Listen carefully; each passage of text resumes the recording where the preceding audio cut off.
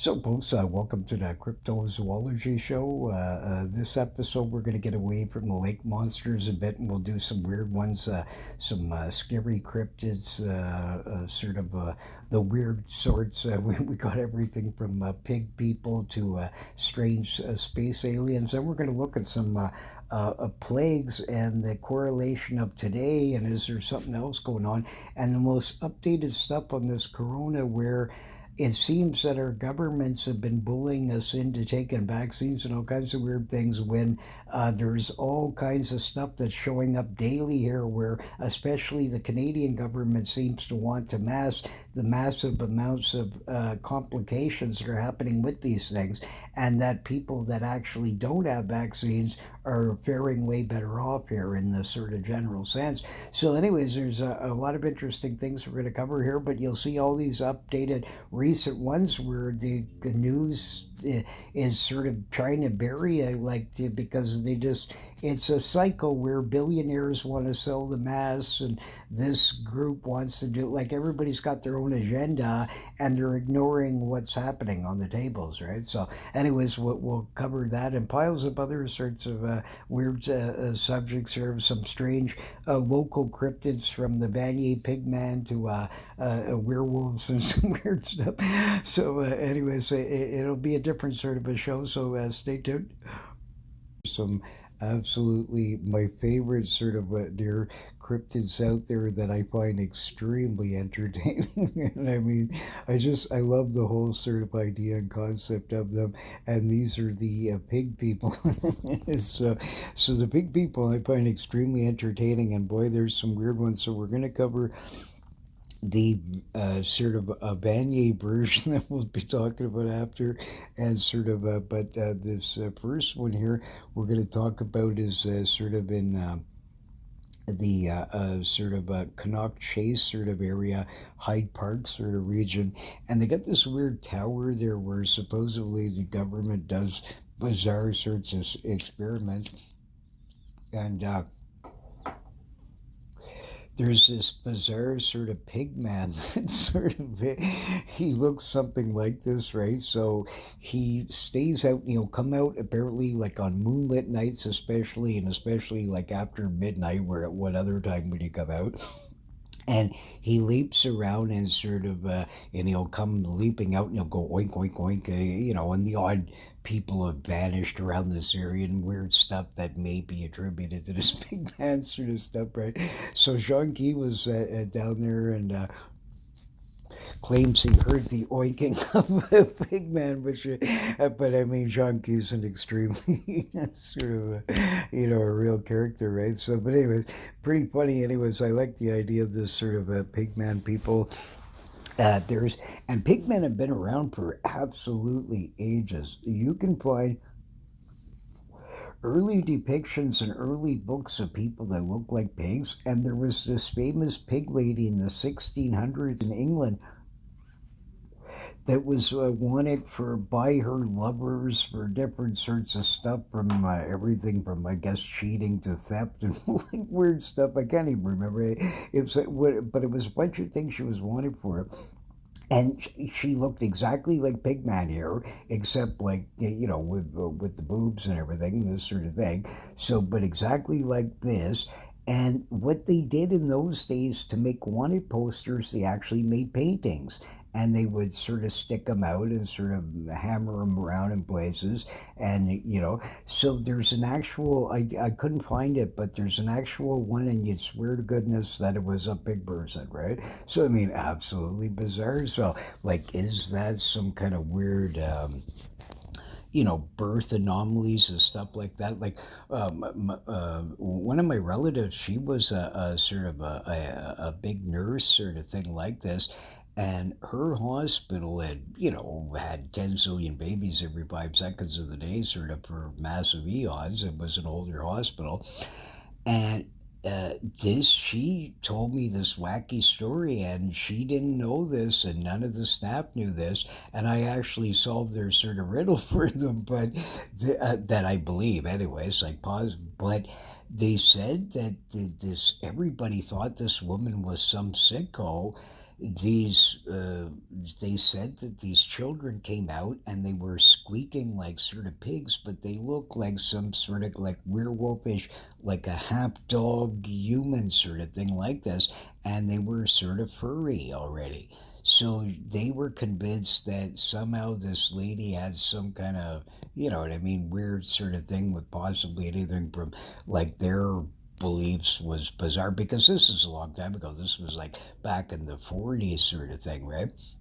But the thing is that in their minds they believed that fully that this sort of you know, that somehow this woman had did something with some kind of like, it's disgusting, right? But I mean, sort of you know, but I mean as you can imagine, right? So but I told my grandmothers, because I knew about these sort of, I was always interested in these bizarre fortune things, and they'd show these early ape people that were claimed to be ape men, right? But that actually had this uh, progeria. I always get this one wrong. Anyways, it's some kind of overgrowth of hair, right? Sort of thing. It makes you look like a Sasquatch, sort of thing, or a werewolf or whatever if your face was deformed, and sort of stuff like that. So these people in the hospital, they never had heard of this before. So she told this to some other sort of you know, sort of doctors, because when she told me this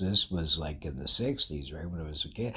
But this had happened back in the 40s, and she was still sort of working there and sort of stuff like this. So she sort of told them, you know, about this sort of thing, and they sort of thought that possibly that could be the answer, right? So they were absolutely bizarre, but I mean, yeah, you know, it could have been, but I mean, at the same token, who knows, right? Like what goes on, or like, you know, extremely creepy. Like, but could you imagine, the poor mother and these sort of, you know, half pig doggish sort of humans are coming out there winking at you. I mean, it's a bit out there, right? So I mean, that's pretty out there. So pretty creepy. But I mean, that's what sort of you know, in this hospital. And I mean, she was there for ages. I think she worked there for about, oh god, her career was, well, like probably towards the 50-year mark sort of thing. But I mean, very interesting anyway. So you know, so who knows, like, but I mean, that could have been the answer of this sort of but I knew this as a little kid because I had even seen freak shows. My old man brought me to a few sort of stuff, and I seen these sort of ape people, and they had some very convincing sort of ones that they were quite good even back in the 60s and stuff. You'd have these sort of like pickled dragons and all kinds of weird stuff, and a few of them were quite well done for the sort of time, right? Like, I mean, but then others look ridiculous. Like, so even as a kid, you could sort of like, but I mean, it was different then, right? Because I mean, they didn't, the fakery ability wasn't as high skilled as it can be today, right? Sort of stuff like that. But I mean, still, it was entertaining. Like, you would see these guys, the guy would be lifting and he's supposed to be like Hercules, but it was actually like this rubber sort of just thing that you're lifting up, right? Like, I mean, it didn't even actually weigh anything, right? So, like, I mean, all kinds of funny stuff that they would do, right? But I mean, this, these freaks or sort of stuff like that. So, it could be that occasionally, like, you know, the family has the pigman person and they're embarrassed of it. And so then they, you know, just let him off on a side dirt road somewhere, instead of being assholes, sort of thing. And then the pigman's lucky and makes it by living in the woods somehow or whatever, or starts doing stuff. So then, you know, maybe he jumps some lady and then they have more big people. Like these kinds of stuff, it could be like any kind of weird scenario like that. But like in this particular one, it seems more like a government experiment that actually escaped. But in other places, it seems like they're more like sort of, you know, redneckish sort of stuff where they're out in a, we'll talk next about one that was in Vermont. That's the most funniest one I've ever heard of, like by far. Sort of where these three young ladies sort of had a wild sort of run in with a sort of a Nazi like pig lady and her two brothers, right? So, but so anyways, but this even this Nick Redfern guy, he's well known for UFOs and all that kinds of stuff. I get a kick out of him. I like watching him. He always looks like when you're watching him, he looks like he's like fully in belief that there's a space alien right behind him. He's got these eyes and they're going back and forth and stuff. I just get a I'd love to see him doing a lecture on it for a few hours where I'd be sitting right there. It'd be extremely entertaining. So, but I mean, because he's right into it like myself, so I'm not laughing at it. I just find him very good at this sort of at what he does and sort of like and he makes everything super mysterious and I love the Men in Black sort of stuff like this like I've actually read across this phenomenon and it exists like so he's not lying to you there really these people exist I witnessed with these people in a boat and we watched them I mean these guys were some unusual people. They weren't FBI sort of like they all had the same kind of suits. They were pitch black because you could barely see them. They were hidden way down, but a few of them came around sort of this place where I told you these we saw them bringing back these sort of like body bags that seem to have objects in them of some sort, either aliens or parts or something, right? But whatever they were carrying, and these guys were shielding them, and they were in these.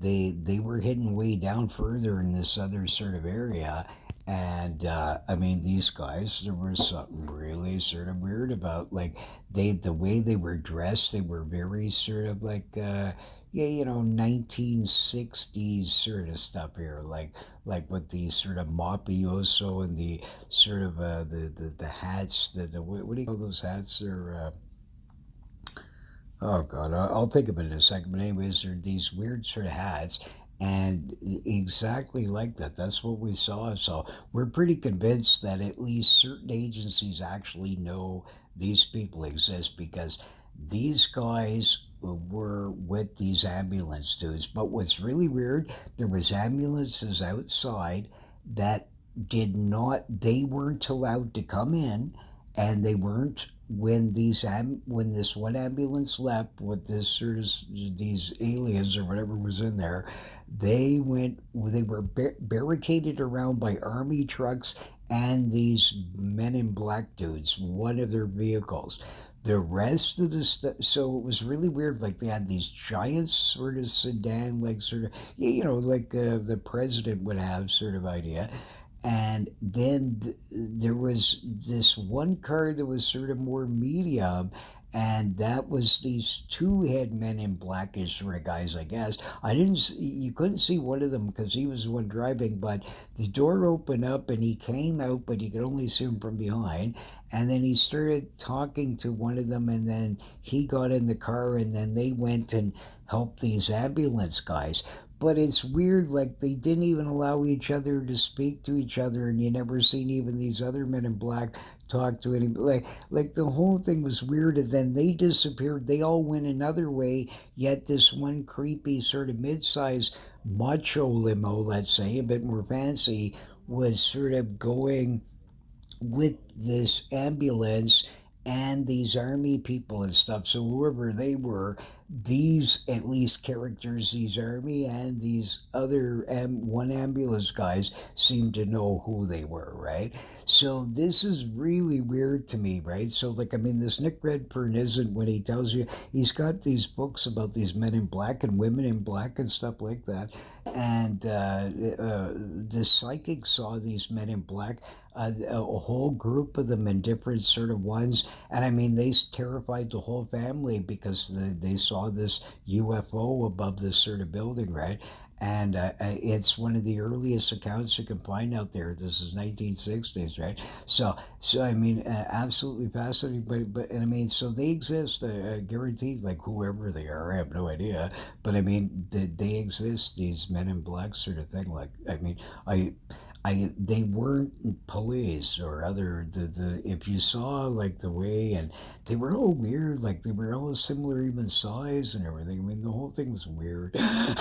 Seriously, I mean, and these people in hazmat suits and weird divers alternating back and forth. I mean the whole thing was absolutely strange, right? Like, so I've seen a few weird sort of like UFO-ish like sorts of stuff that I just have no explanation for, right? And I don't even like that. I'm not even into UFOs. I'm not like Giorgio there. I mean, but I have done big pieces on them because I have no other choice in the matter. I mean, I've seen these things, and I mean, I'm also interested that there could be some sort of biblical connection to this. Like, is it really we're all seeing the same thing here? That really the Bible interpretation is just simply that these are earlier people that we're seeing it this way, but really they are sort of mighty beings in the sky that fly a ship of some sort, right? And these kinds of stuff, like I mean, all these things interest me. I just want to know what's really going on, right? So there's nothing wrong with this sort of like looking outside the box for alternative answers that could be feasible, and sort of like I like looking at all these sorts of things, and I just find these things interesting, these big people and everything else. Like, what causes that? What's going on? Jean-Guy's theory is he believes that the government has a deal with Rotten Ronnies, and they're making this secret sort of mutated baconelle sort of stuff that they make for their Ronnie's meals, and you know what I mean. So the Rotten Ronnies is sort of sponsoring the government sort of with their experiments, right?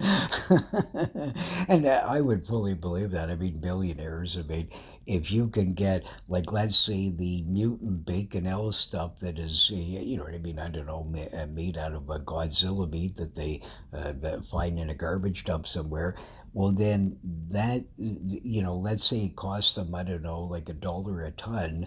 Well, if you could create these mutant pig monster people that could sort of grow full porky like size at a quick sort of speed, and oink oink, they're ready for production, and it only costs you mutant food of some sort or whatever, that were now the tonnage cost would be half the price, and these billionaires would go for this in a second. You'd see everybody from any of these famous billionaires here, they'd be sort of their eyes would be gleaming with gold and with glee, and almost in an orgasmic glee or sort of thing of the big savings that they're making, right? So I mean, I could see that fully, like these sorts of stuff. I wouldn't be surprised.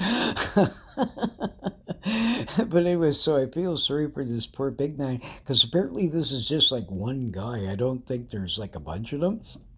So but he might have been just sort of like, yeah, I mean, just some kind of weird experiment that went wrong. I mean, there is Bunny Man over in Japan, so that's an actual same kind of idea. You never hear of him. I wonder what he's doing, man, because he'd be like probably like in a near adult by now at least, or somewhere in that sort of range, because that was a while back. So he might be hopping around up there. That'd be funny. Like the guys walking around, and all of a sudden this giant bunny man leaps from like over the wall, right, in some kind of kung fu stance, and sort of goes up in front of the other guy, right? And, oh, yeah, yeah, give me a carrot. Or something like that. That'd be pretty hilarious. I could get into that. There was these bunny men in the States. Well, obviously some nuts dressed in a suit and stuff, and there was some nut in Montreal, of course, where else, right? That was terrorizing a few of their wild birds that they have down there, and this bunny man would sort of like go in there and sort of scare them with an axe and stuff. It's hilarious. Pretty entertaining back in the 70s, or the Montreal Bunny Axeman. I wonder if he disco danced with some of them and stuff like that. The bars in those places down there is the wildest things you could ever possibly see. Like, so if you think Pigman's hard to believe in, I mean, seriously, they had even bars there where, get a load of this. We were walking down this main strip in Montreal. What the hell's the name of it? Oh God, I haven't been there in a while. Another one, it'll come to me here in a minute. It was some major blue something or other boulevard, whatever, right? Like one of their major strips, and they got 10 zillion bars on it and all kinds of stuff. So we're walking along, and it's in the daytime, and I mean nothing's really like. There's always some kind of weird bars that are open at different times and all kinds of stuff, but it's like it was really at a dead sort of time. It was earlier, so we're going along, and this sort of window's open, and all you seen is these sort of like backing of lids all over the place like this. It's like, what is that? So we started looking closer to it like this. The entire bar was actually you would sit on toilet seats. So they had toilet seats bolted into the floor, right?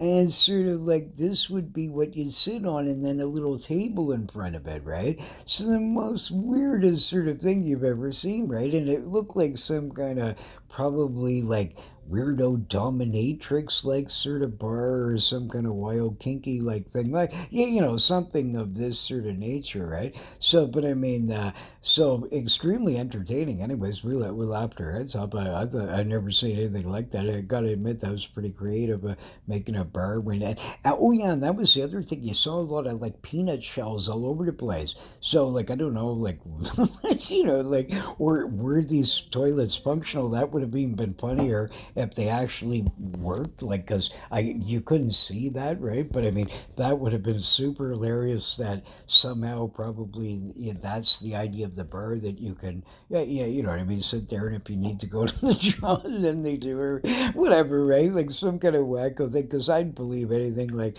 over there is like space alien bill. It's a completely another universe, right? Especially back in those days. I mean, they had these wild. I had a buddy of mine that went to this one over in sort of in L.A. There. What the hell was it called again? Club 54 or something. No. Uh, Anyways, it was this insane wild club, and the stuff that he saw, man. And he also he had went to this other sort of trip where he got invited to this place called Plato's Retreat, and I can't even talk about the stuff that he said that he saw there. Like, anyways, I'm not even gonna go there, right? But I mean, there was some wild sort of stuff like that. So some of these major cities had some stuff that you would not believe that went on. Like, I mean, even like kids' bars and stuff. Like, I mean, some of them were insane. I mean, they used to have these like young discos where like they wouldn't serve the booze, but all these kids they would sneak in booze. They had they'd be all smoking like pot, and or they would get magic mushrooms, or acid was popular in the 70s. What else? But once in a while they'd get these weird ones like peyote, or these like hash with opium and all these kinds of stuff.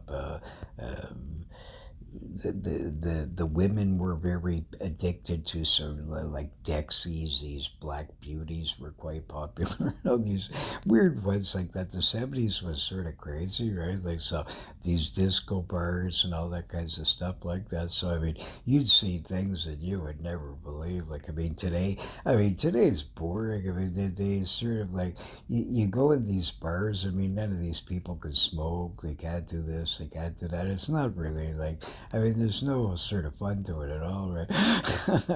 The whole idea is supposed to be like the den of iniquity, right? Sort of like, like so. I mean, that's why they went there, right? But I mean, these politicians and the do-gooders and everybody else. I mean, what's the difference? I mean, if you have a sort of bar, you just put it's smoking, and if you all want to go in there, risk your life and inhale smoke for the evening, go ahead.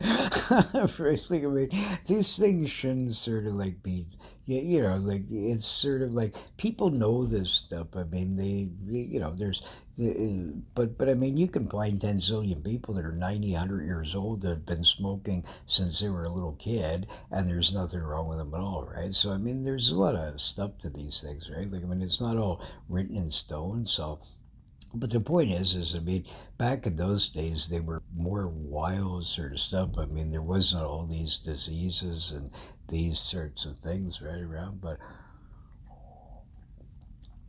so I feel sorry for them, but I mean, you could believe anything that I mean, and with all this sort of wild action that be going on in these bars, that maybe this is how some of these big people were created, right? They got confused with one of their relatives, start having these inbreeds, right? Getting too drunk and stuff, right? Like they're jumping in bed with anybody, sort of idea, right? But what was Studio? Yeah, that was it. It was Studio 54 or something like this. Anyways, it was this wild place, be about that apparently had like the biggest sort of famous people and all these kinds of crap. And he had these pictures of him in there with these sort of a few sort of famous sort of characters that was there that evening that he went and sort of stuff. But he does things that was unbelievable. Like I mean, yeah, it's right out of a Cheech and Chong like movie, right?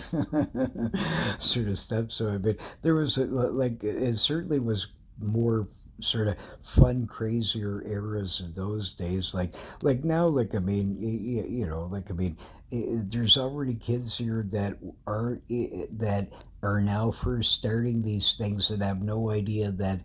You know what I mean? Weed was just a while ago the still, you know what I mean, Detective Magoo, Mr. Magoo's going to come after you and circle around you with the sort of gang. And you could get anywhere from a minute to 10 zillion years in that prison, depending on what country, place, or area, right? And sort of stuff like this. But now, they walk down the street and the guy's got a gas mask or what's those crazy things, those vaping, all these kinds of stuff. And I mean, now it's just like as if it's never existed, right? So billions and billions of dollars it costs of throwing people in prison and shootouts and all this sort of ridiculous stuff for a mellow product that is, and the stuff they sell in these stores is extremely weak compared to sort of stuff you would get back in those days in the 70s, right? So, but these sort of things. So, but that was probably about the only true Glowian sort of thing that's been done that actually this guy did do something proper because it does certainly have medical uses of all kinds of stuff. I remember when I was a little kid, they used to have these early guys already sort of pitching and promoting this stuff, and some places made it already sort of they were smart, like Alaska. They were the first state to sort of decriminalize it and stuff like that, and these kinds of stuff, right? Like, so, but I mean, their foolishness of they cost gazillions of dollars to themselves, locked all kinds, especially like ethnic groups or anybody like this in these prisons for massive egos because the guy had a handful of joints or something. I mean, and now the same sort of characters are walking around. So those guys paid the price for, for everybody else sort of walking around now doing these sorts of stuff, right? Where they think nothing of it and sort of, but I mean, that should have been done a long time ago, but it was a very scammy thing again, political like sort of stuff here where early people, you see, the originally the stuff used to be sold. They called it asthma cigarettes, and they actually would sell these even in the 1800s, all the way up until way in the 1900s.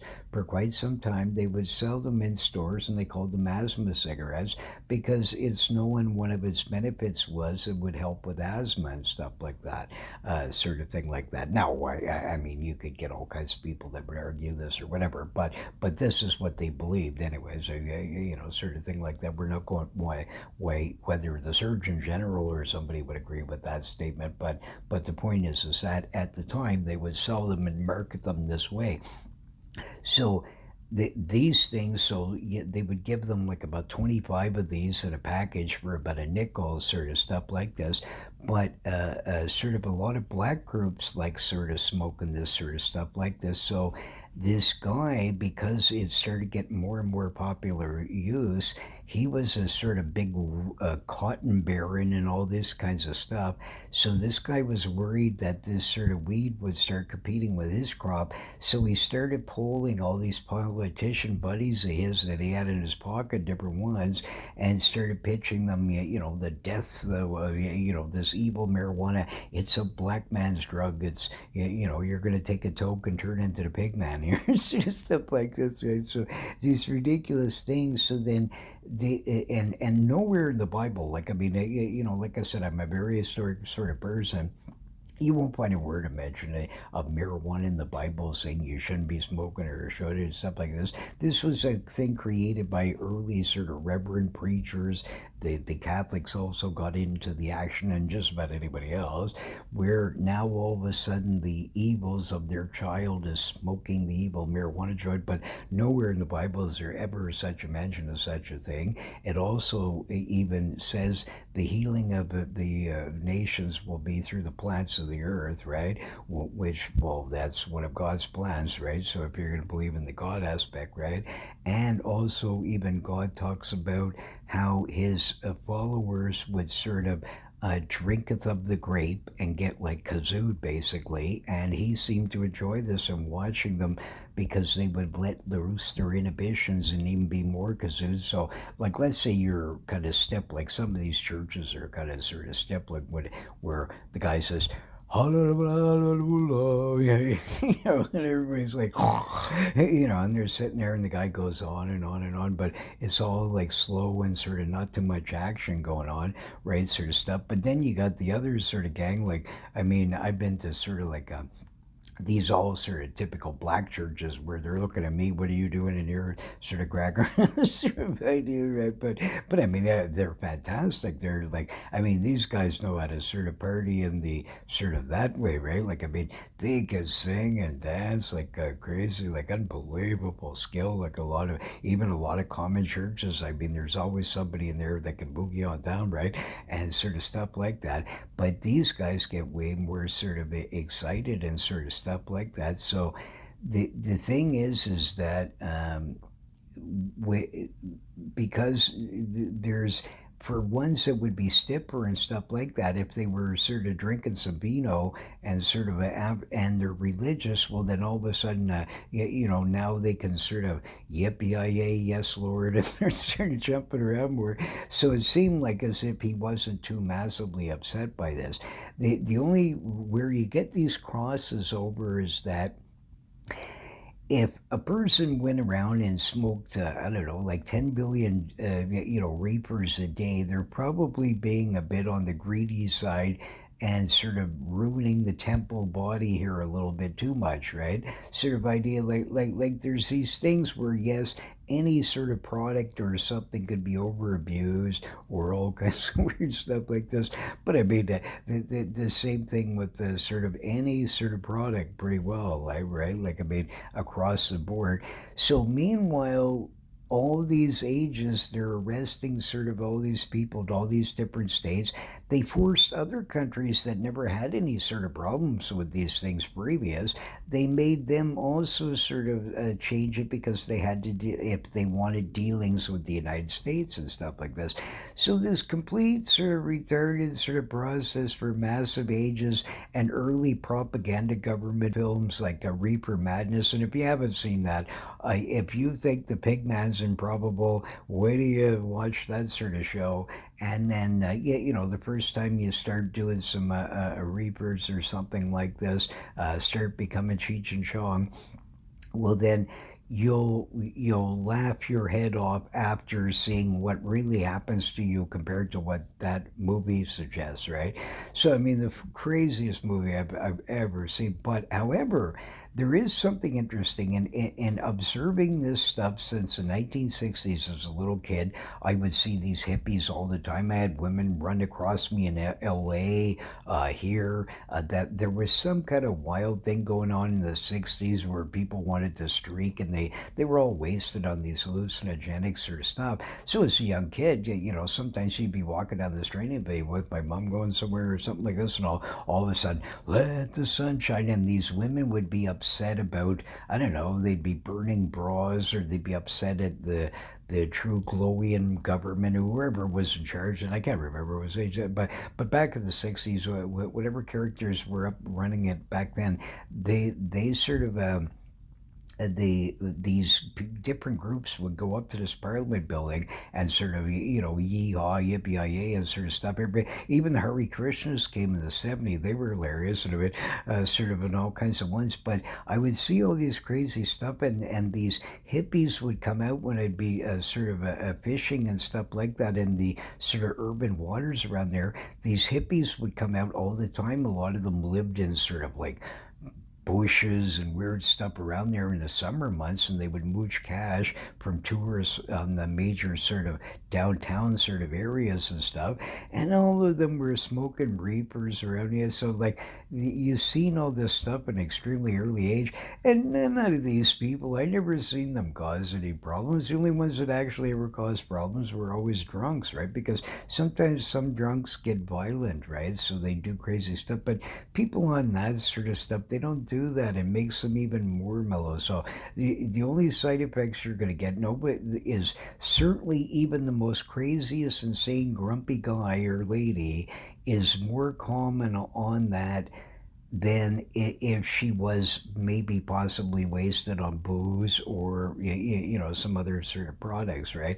So this is the thing is that um, it's sort of like in those sorts of ways, right? It's sort of ridiculous where for ages they had sort of other sort of products causing them much more damage and ruining much more homes and all these kinds of stuff. But these kinds of things, and another thing is that is interesting about these products, sadly, is that over time you start building a tolerance to it, so then, sadly, the government sort of now is going to keep making the sort of people that either are actually relying on it for medical reasons or just like these sort of big, the fun aspects of it, right? Sort of sort of thing. So, but I mean, really, the most that they're going to do is that they're more mellow.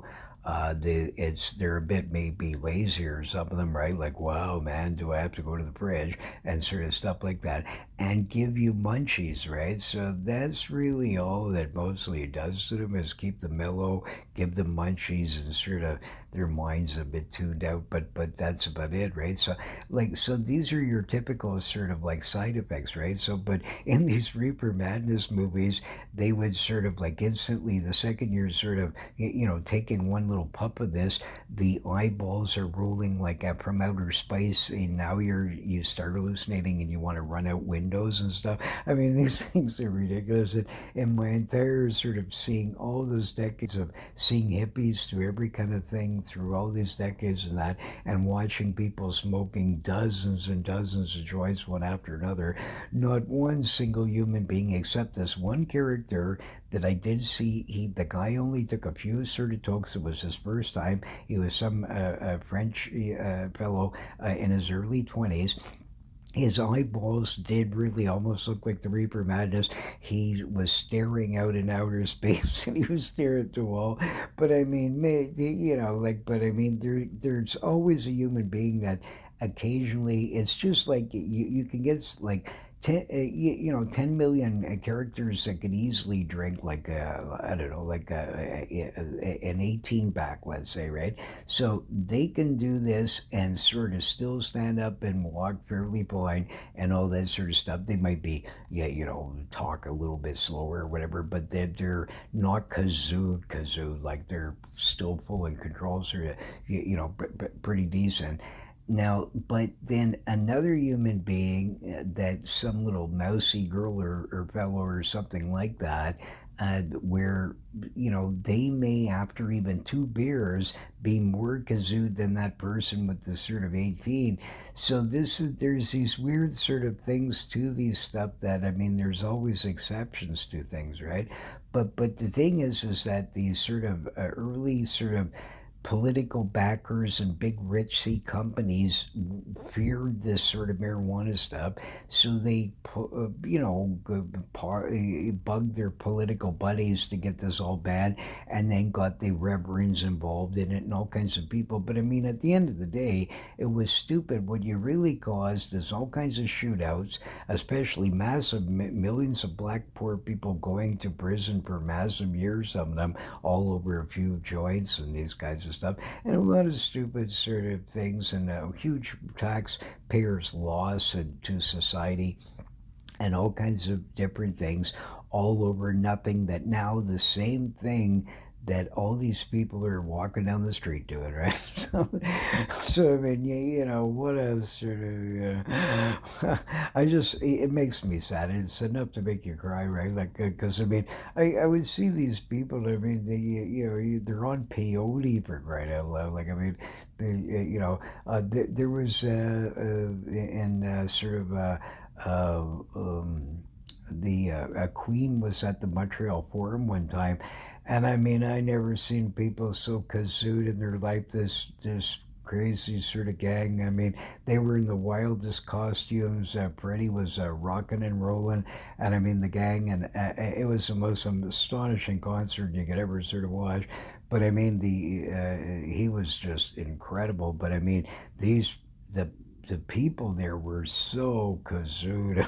Like there wasn't like, and I mean, you couldn't even see anything from the amount of smoke and weed, and it was massive, like Cheech and Chongville, right? And these crazy, they were doing mushrooms and mescaline and all these kinds of wild '70s like sort of stuff, right? So I mean, you see all these sort of stuff like this, and I mean, this was being done in the especially Canadian market like crazy. So all that wasted time. I mean, you can't sort of stop things like that. I mean, and even then, when they were on all these wild stuff, very few of them were really violent. There was just mostly either violent drunks or occasionally some kind of person that took a lot of cocaine and sort of booze and different things mixed together. So then they would be totally out of their minds, or on smack, or different ones where they're a bit, or speed or things. Some of them acted crazy, right? But I mean, they all got the weed sort of stuff mixed in with the rest of them, or were concerned that weed was going to drip. But I mean, that's to say,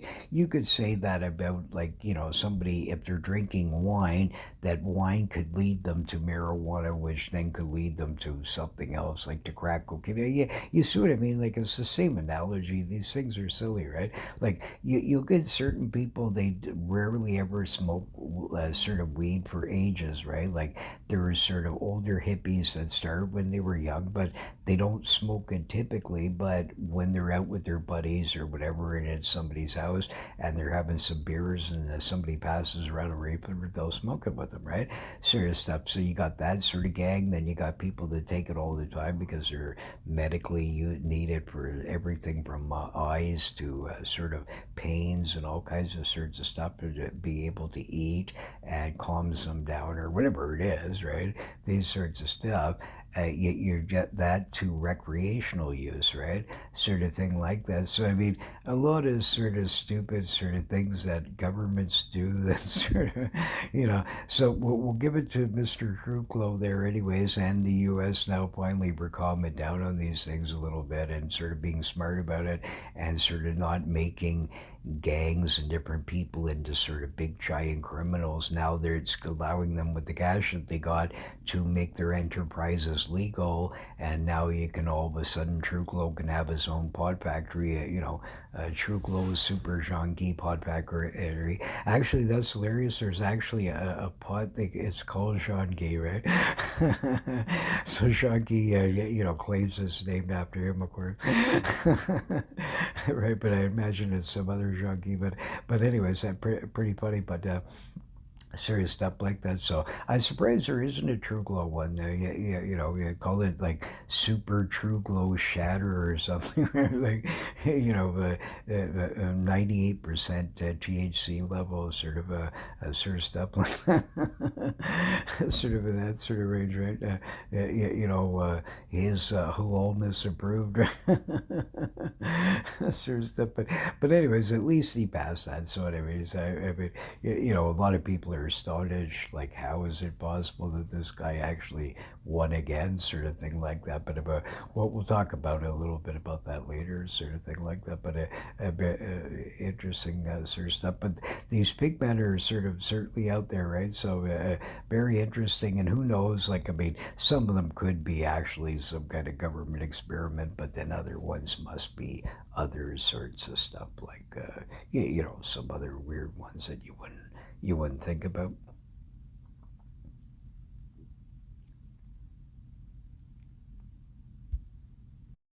So now we're gonna start off with, actually, before I start off with the Vanya Pigman, there we had sort of there was a story I wanted to mention about in Vermont about this lady that I interviewed with her three friends, the three of them all together. Sorry. Um, Back in the late 70s to early 80s, they weren't sure if it was like 79 or 80, somewhere in this sort of range, right? They were sort of in the eastern state of Vermont, in some sort of area of the state there, and sadly, the pig lady, a picture, and the sort of a little one of the slides is missing here. So, but anyways, so so what happened is that these they had heard these stories at their sort of university about these sort of, that there was these whole family of pig mutant people that lived in this sort of road in some area around there, right? So they decided, for laughs, it was like on a weekend sort of thing like this, and they thought it'd be funny just to go. The legend was that you had to go late at night when it's dark out, and preferably go out a full moon, sort of thing like this. So it was all fitting in for their action of what sort of, so they decided to do this. So whatever this road was called, and so that they start going up and down it and stuff like this, and they're looking around and didn't know which way to go, and they started trying different things, and so then finally they ended up going this one sort of direction, decided to keep staying with it, and they kept going and going, and all of a sudden they come up and they start seeing off in the distance, to the right of them, this sort of hill, and there was like some kind of Culver Creek like things on the side, like with some bulrushes and all this kinds of stuff, and a little bit sort of like of a cliff, like mountainous like debris, that maybe they blew up a road there one time or something to get it through or whatever, but it seemed to be like rocky like stuff, and they're going along, and they see this lights off in the woods there, right? So they start getting nervous, thinking, well, what if it's really, there is big people around there? So the girls start losing their nerve a little bit, and one of them had to go to the bathroom. So she says, well, there's no way we're not going up to that thing. Like, what if there really are big people and stuff like this? So they all start laughing, right, and saying, do you have to really go to the bathroom? And she said, yes, I gotta go. So anyways, they decide to sort of at the they get to the sort of the base of this hill, and they can see the lights, sort of like, it seemed like as if in order to see where the lights was very well, you had to be sort of about halfway up this sort of hill, or way before it, where you could see it off in the distance, sort of, right, sort of thing. So they sort of pull up on this sort of a side there, and the girl jumps out like this, and the two girls are laughing, and they roll down the window, and they started joking around, going oink oink, and she said, shut up, stuff like this, right? So they're down there. Well, son of a gun, all of a sudden, right out of nowhere, these three sort of pig people came, and they just walked right out in the road. Now get a load of this. I love this. There was these two brothers, Gilbert and Bo, or Bo and Gilbert, whatever sort of thing like this. I had it's written down somewhere, but the so the two of them, these guys, had with them some kind of sort of weird looking sort of meat like cleaver like sort of contraptions with them. The girls weren't sure what they were, but they looked of some sort of farmish like meat cleaver devices of some sort. Now their sister or mother, possibly, whatever, I have no idea. But they said she looked younger, so they're pretty sure that she was sort of like their sister. She's in the center. This woman was about 6 feet tall, and she had exactly like the face of a pig. She was topless, with sort of fur around her sort of a boobal area, let's say, right? But then her waist down was completely thick, covered with fur like a Sasquatch, and she had this sort of writing like Nazi looking crop with her, right? So she says, oink oink like this. She says, what are you doing? And the girl was in the sort of bush, so I guess the big lady and them didn't see her, and she's down sort of in this sort of in the reeds, right? So the two girls are sort of just staring in full terror, looking at them like this. And then the girl that was in the reeds thought it was them joking about this sort of thing, making like a fake voice or stuff like this. So she gets up to get out, and all of a sudden, then she freezes. And this woman, this crazy pig lady, comes running over like this and grabs her by the hair and says, "What are you doing, bitch? Like this? This is our sort of area and all this sort of thing." So the other two are in the car and didn't know whether to sort of laugh and but also like in petrified terror, right? So this girl puts her up against the side of the car, and she says, "What are you doing here like this?" And she starts whipping her on the rump in her skirt with this Nazi like crop, right? And winking and sort of talking to her and screaming, right? So she says, "No, no, please, we just came here, we were lost," and sort of like this. So the girl says, "Okay, Gilbert, Bo, you girls, I can see you. So you better get out of the car." And she starts screaming like so. Then they sort of get out of the car, and then she says, "Okay, drop all your purses and give me all your money and stuff like this." And she says, "You better, if you have any money in the car, you better sort of get it." So they're scrambling and trying to get every sort of bit of stuff, money that they had laying around in this car and in their purses and stuff. And these two guys are sort of surrounding us, so they sort of bring it all to this pig lady and sort of drop it in front of her, and they're petrified. So she shakes it all out of the purses and takes everything out of there and sort of winks and grunts and stuff like this. And she says, "Check the cars, boys," sort of thing. So they go to look in the car, and one of the girls stupidly, and this really caused them, the girl that was on the passenger side, she put a couple of quarters underneath the sort of seat there. She wanted to keep it for change to be able to phone later to get sort of parents or somebody to help them, sort of a thing there, because now they have no money and all this kind of stuff, right? So she thought this would be the best sort of thing. And but these two brothers, they're digging around in there, and then that one of them sees this, right? So he says, "Oink oink," there's a couple of quarters here like this, and she says, "You lying bitches," this sort of thing, right? So she lines them all up in the car, and then starts sort of cracking at their backsides with this sort of thing. They're crying, and she says, "You gonna lie anymore?" And then they said, "No, no, no, like this. It must have been an accident." So they just stuck with that story that sort of it must have fallen when they were searching for stuff. So finally, the pig lady sort of accepted this, and then she said, "Well, what about in the trunk like this?" So then She said, here. So she gives it to and she says, is there any money hidden in the trunk? You better not lie this time. And they said, no, no, no, like this. So this Gilbert and Bo character opened up the back of the trunk, and they took their sort of crowbar and sort of extra spare tire, ripped that off from them, right?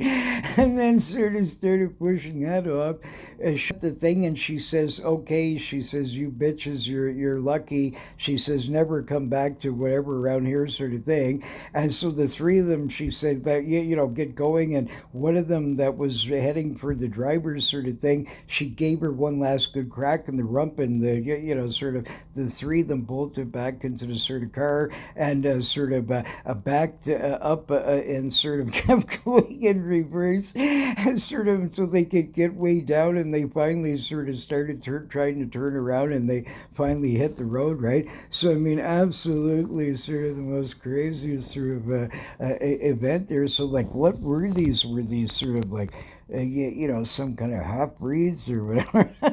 Right? So I mean, absolutely bizarre. But one of them was going to tell people, and they decided, they said, hey, listen, man, could you imagine, like, in the sort of university, like, what others are going to say, like, and even their family or stuff, like, now that you were sort of, disciplined by a pig lady? I mean, could you imagine how comical, sort of, right, in a way, like that is, right, with these, two half-breeds that are sort of pig people guys here, these two insane brothers that didn't seem to have too swift of a mind, right? So it's lucky that these pig people weren't worse, right? So I think these girls got off lucky, right? But they saw this article done before about these pig people, and decided that, on the condition that no names are mentioned, right? But wanted to get it off their chest, sort of these sort of a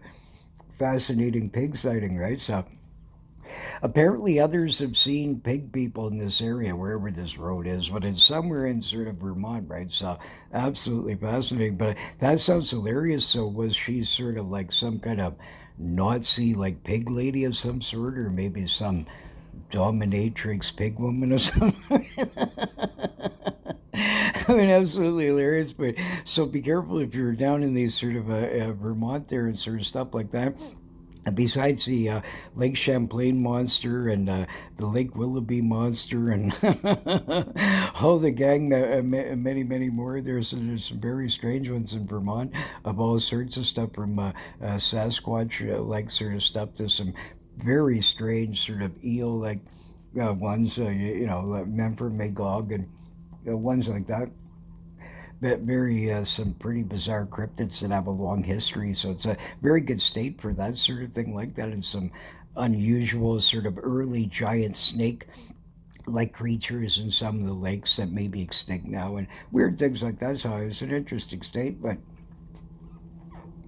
and it has like a long history of sort of Sasquatch like sort of stuff, except they didn't sort of like they give them weird names in early times, like Wild Hairy Man or Ape Man and these kinds of stuff. Like they didn't sort of have the name, like, but and a lot of them were smaller, like as if they were a race of sort of like mini sort of Bigfoot sort of people, which there is these legends in many areas across sort of North America and other places around the world, right? I've covered all kinds of ones on little people and stuff like that, from the Menehune of sort of Hawaii and all these sorts of ones, right? Like,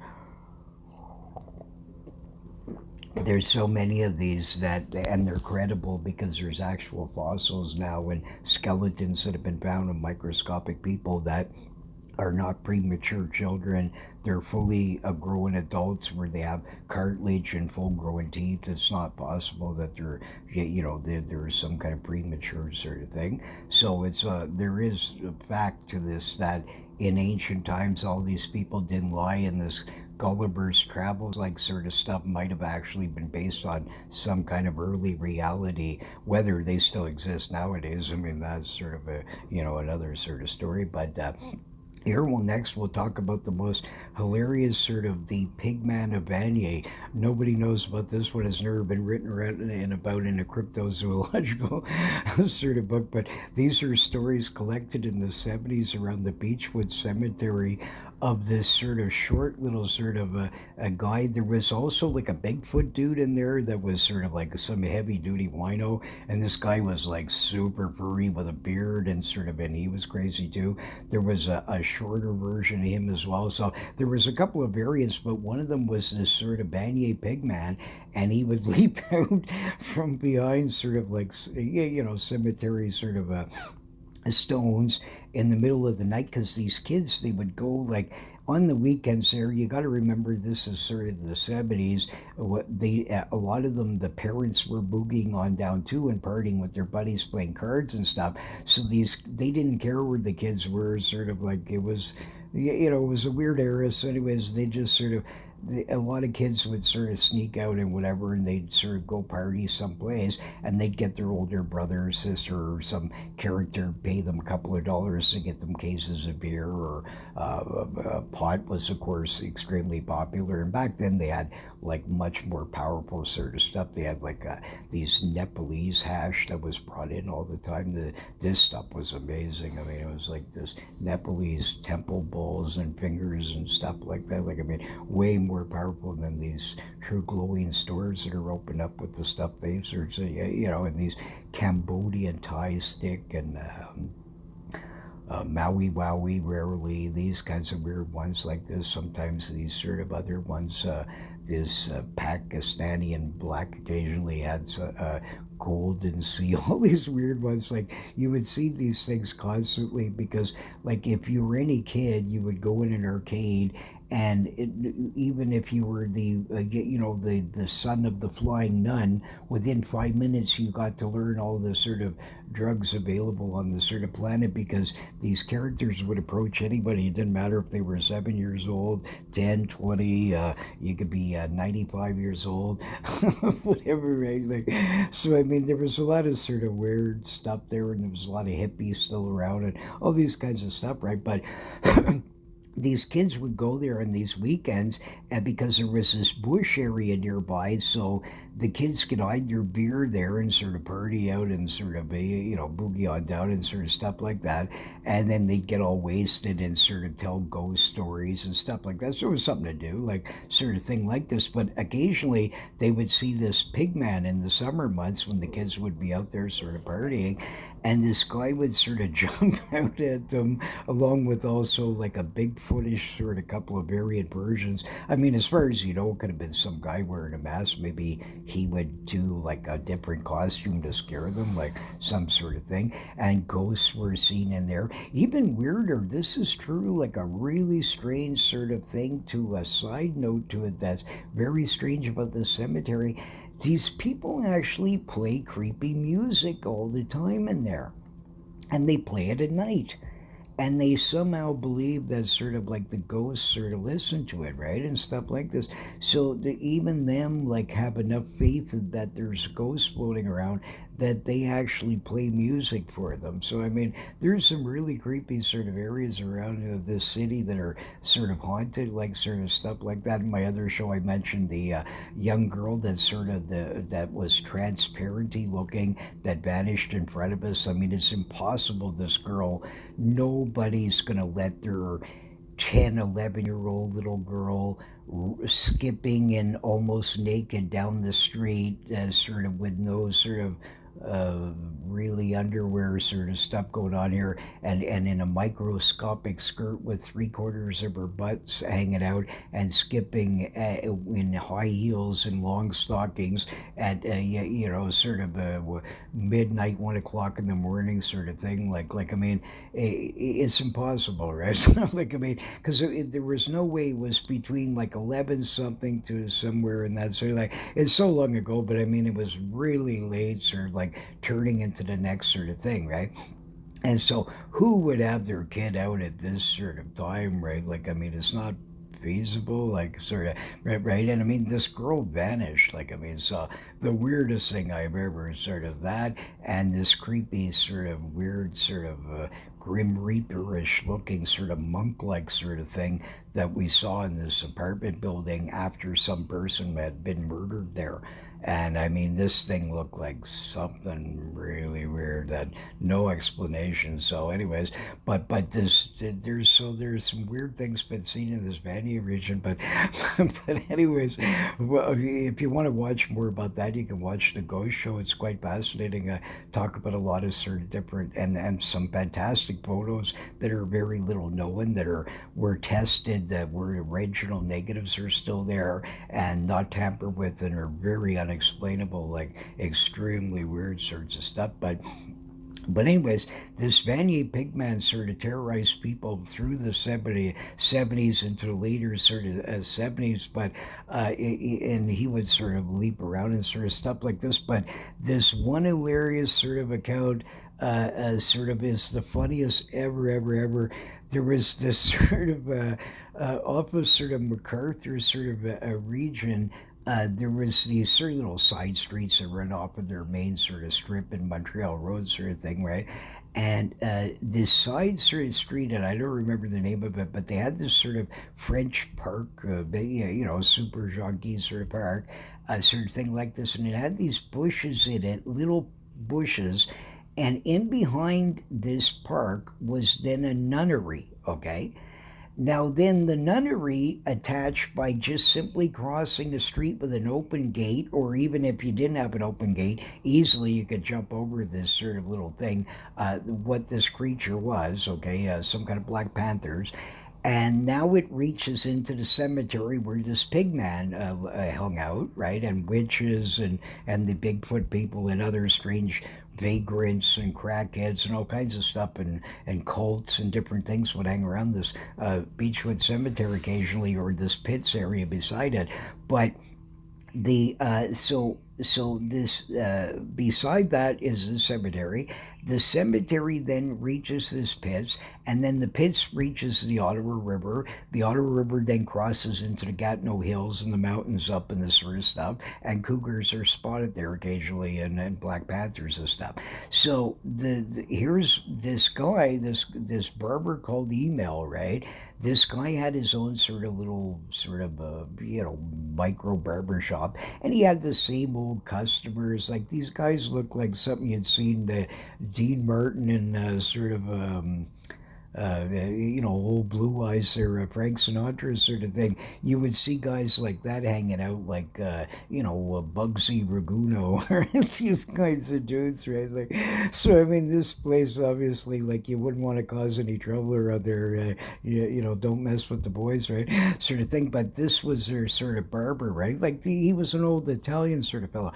So uh, he was very nice and sort of stuff like this, and he'd always sort of pester me to get cut my hair because my hair was sort of outrageously wild, Peter Frampton sort of stuff here.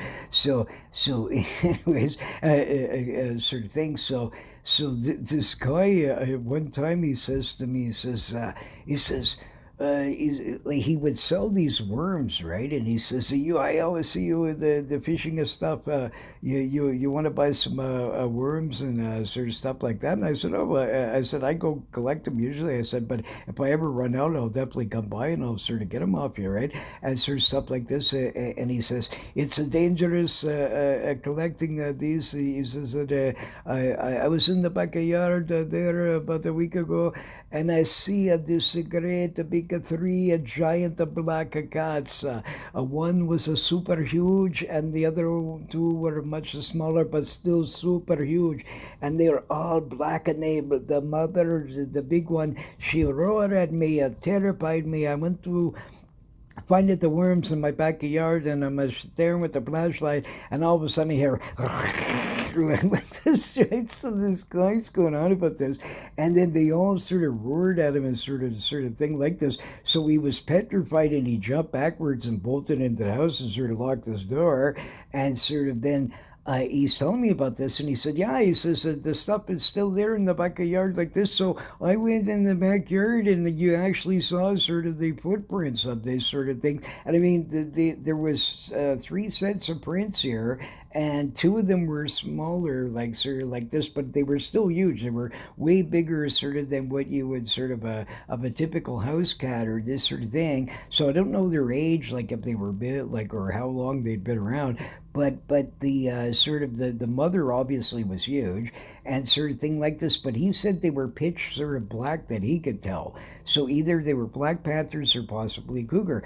So I was totally fascinated like this. So I got some character buddies of mine, these bunch of brothers, and we decided to stock this place out. So I convinced them by getting them a 12 pack that, yeah, yeah, you know what I mean? We're going to vigilantly sit all night and sort of out in this park and let's see what happens like this.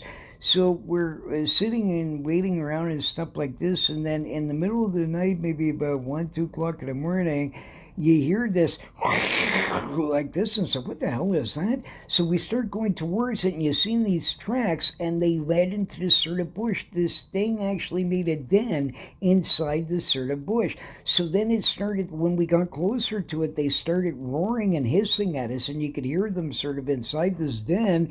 And so we got petrified and sort of got nervous and thought, what if they come out and sort of attack us, right? And we weren't really sure how big that they were or whatever, right? So then we sort of like backed up, right? So then I mean, absolutely like crazy. But then this thing sort of, he saw them one more time after that.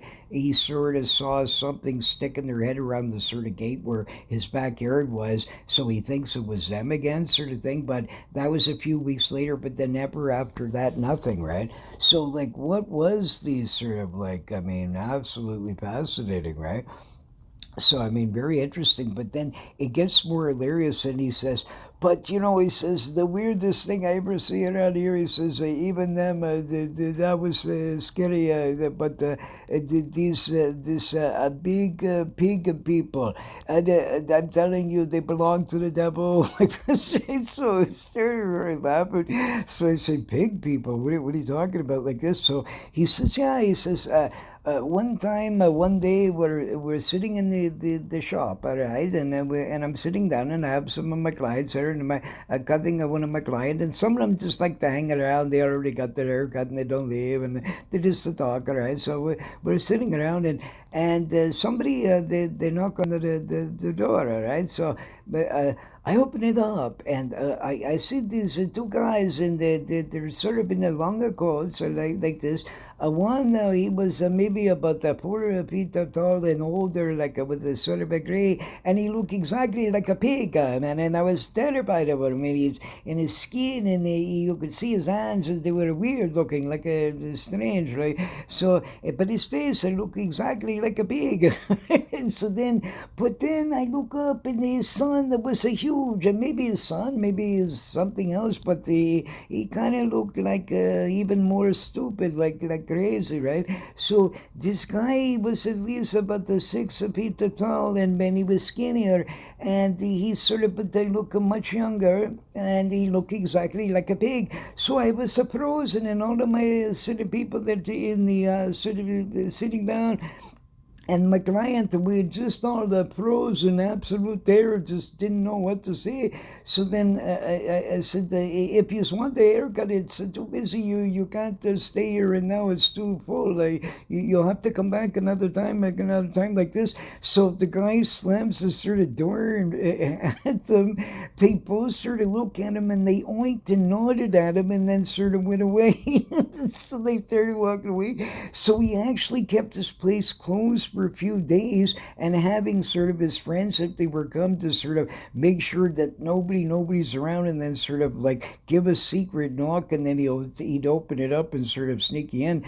But he was petrified to sort of he wouldn't answer the door for unregular customers, let's say, right? So absolutely hilarious. I mean, one of the most funniest sort of right. So like I mean, this was the only taller pigman sort of version that I found of sort of this thing, right? So what did this guy see? Like, was this sort of like was this Like, was the short guy the same guy hanging out in the cemetery, and this was one of his wacky family members that maybe came to visit him or something? Maybe they want a haircut, right? Like, I mean, so you got to admit, like, I mean, out of all this sort of, that's like, I mean, extremely right out there.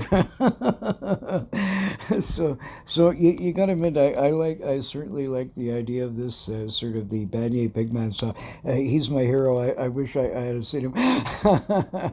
Sort of stuff like that. But I did see some other strange stuff, including the Vanier witches. This lady had an ancient mystical book of some sort. And I mean, I must admit that I've never seen this.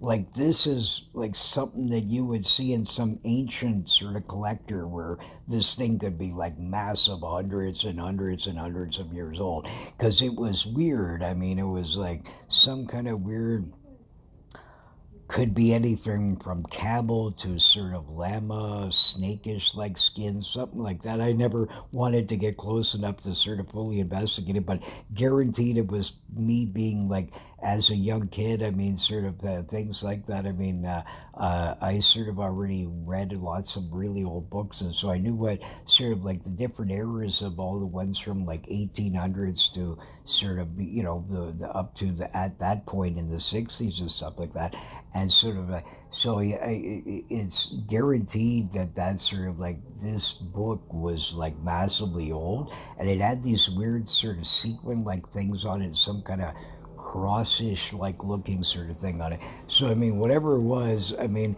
she'd only pull it out if you didn't give her a tip, and then she'd open it up and start reading some kind of passages. Right? So I mean, when I went by her, I made sure that I gave her the last bit of my change, because I certainly didn't want to sort of get her on my bad side because I saw her a previous time and with some other characters, and this girl went around this bush.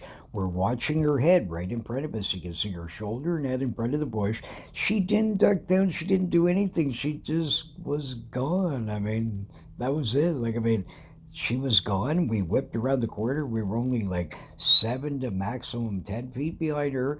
She couldn't have even made it. There was still like about another 25 feet where she disappeared to the edge of the bushes. Then it's only a squared off backyard with a high fence. There's nowhere to go. She wasn't there. She wasn't the one down the street. She wasn't across the street. She wasn't anywhere. So I have no explanation for this sort of thing, like what.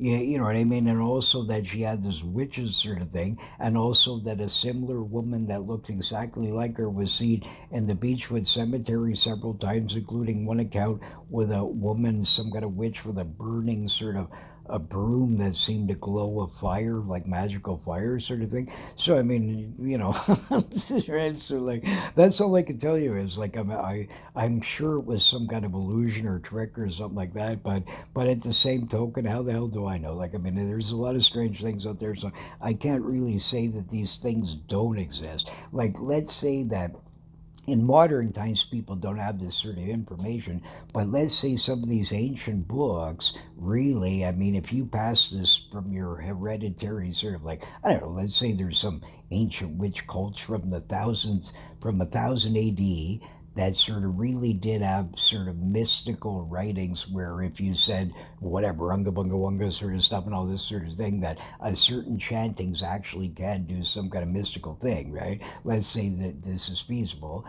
Well, and even the biblical stuff mentions that such things, that there's incantations that can be said to call sort of stuff, right? So it's feasible, and even Solomon's ring, you know, sort of these weird things. So it could be possible, even as sort of if you're a biblical sort of thing or whatever, right? So let's say that this is feasible, that only, of course, who's going to give this information to just anybody? Like, I mean, would you, like, even if you're sort of like a nice witch, right? Like, and let's say you got all these mystical powers, and I don't know, you could turn True Glow into 10,000 True Glows and give them all a free reaper, right? And a sort of thing. Well, I mean, that doesn't necessarily mean that that's safe to be sort of giving this information to just any Tom, Dick, and sort of Harry, because as far as you know, they might turn this sort of same oogle boogle back on you to try and now rob your powers or whatever, right? Like all these kinds of scenarios.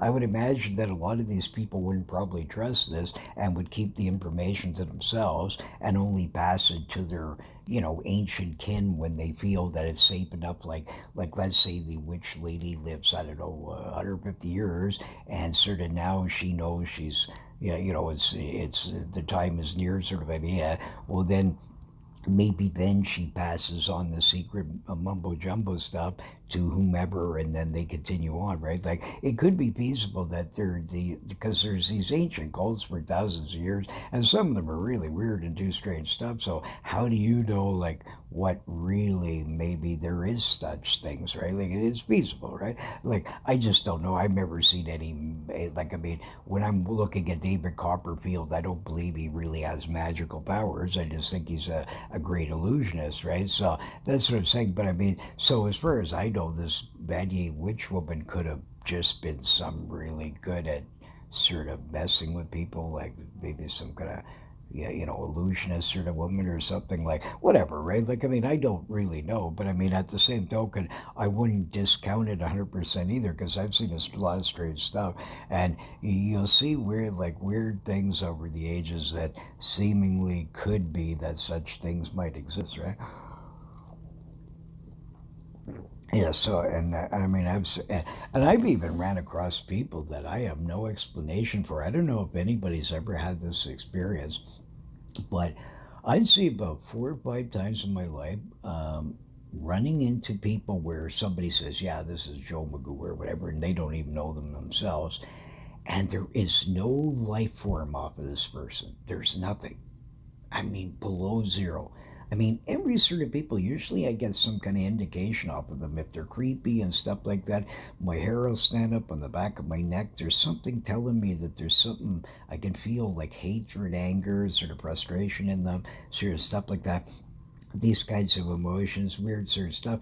They don't get often give it off, but I mean, not in the sense of looking at them. They're not really cringing their face or doing any sort of visible signs that some will do to sort of tell you, yeah, they're in a bad mood or whatever. But I mean, you just get these weird sort of senses or danger like sense, and something tells you just don't get in the car with this character, it's going to be trouble, right? Sort of stuff like that, sort of thing. Okay. But some people, there's been a handful in the world that I've never ran across before were the same. Only these, and every one of these people were weird. They seemed to have no sort of history. You couldn't get any sort of information about them. The person that introducing you to them don't know them, and now you're at the party, and every single person that they're talking to doesn't know them either, and then they vanish and never to be seen again.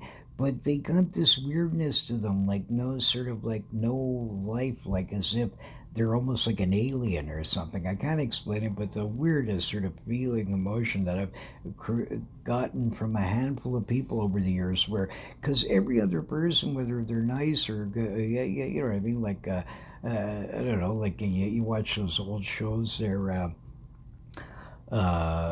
those old roasts there and stuff like that. They used to have this adorable sort of what was her name? Oh my God, she was so cute. This little blonde lady, and she used to be on the Mary Tyler Moore show, and most just unbelievably the sweetest sort of woman you could possibly imagine, with the most sensitive little voice, and everything's mousy about her, and she's so nice, right?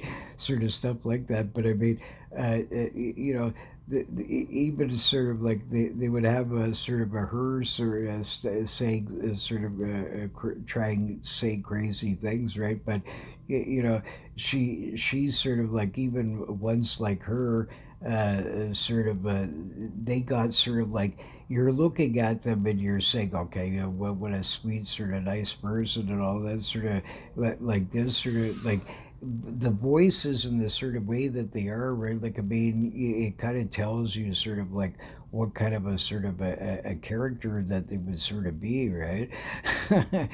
Sort of stuff like this. So, I mean, some of these things are so interesting. Eh? They're weird, like it makes you wonder, right? So once like that, or if there's some real evil person sort of thing, you could usually like either people are extreme one way or the other. At least you could get some kind of vibe off of them and stuff like that.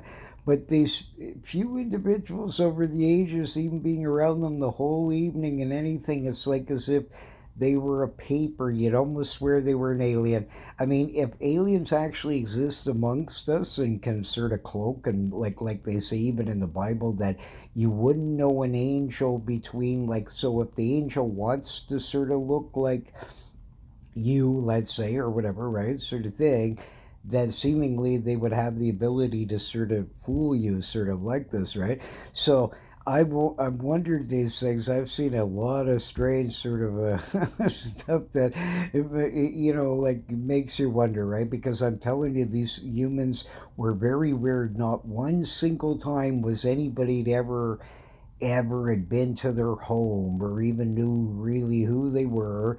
They just seemed to sort of show up at these things and had no sort of life to them. So extremely bizarre. Right? And speaking of sort of bizarre here, right, we didn't get a lot of this one. Sort of back in '78, these two natives.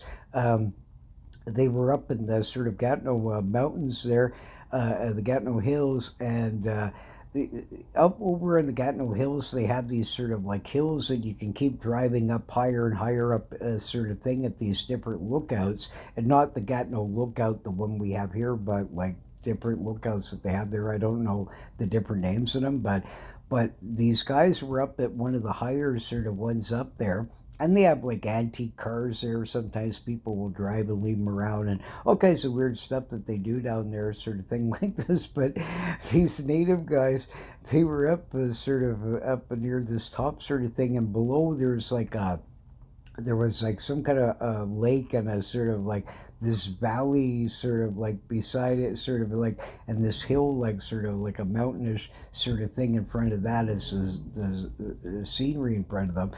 This uh, spaceship that looked exactly like this. It had a dome-like thing on the top and sort of, but it was big and wide and probably like about 150, 200 feet sort of wide. And this thing sort of came down and it had this beam that shot out of it. And these two sort of strange, sort of tall, skinny entities sort of came out of it. Now, get a load of this. They had some kind of turban-like devices. So I like the idea of this and sort of thing. And they had these big, like either their face was red, possibly, or that was the outside of their eyeballs. So either their head is only like an eyeball, or possibly that was a red face. But in the center of the red face, like thing, there was like this big blackish iris, sort of like big eye in the center, sort of thing, right? So, whatever the case, somewhere in that, seemingly what they could see in the light, they didn't seem to have any sort of like, and they glowed. The sort of, but on the side of the turban thing, like after their turban, they could see in the sides like this glowing sort of like silvery like sort of hair, right? So absolutely bizarre, and they sort of the turban like sort of thing just glowed like of a blackish sheen, like even though it was dark, there was this light sort of stuff that was coming off of it, right?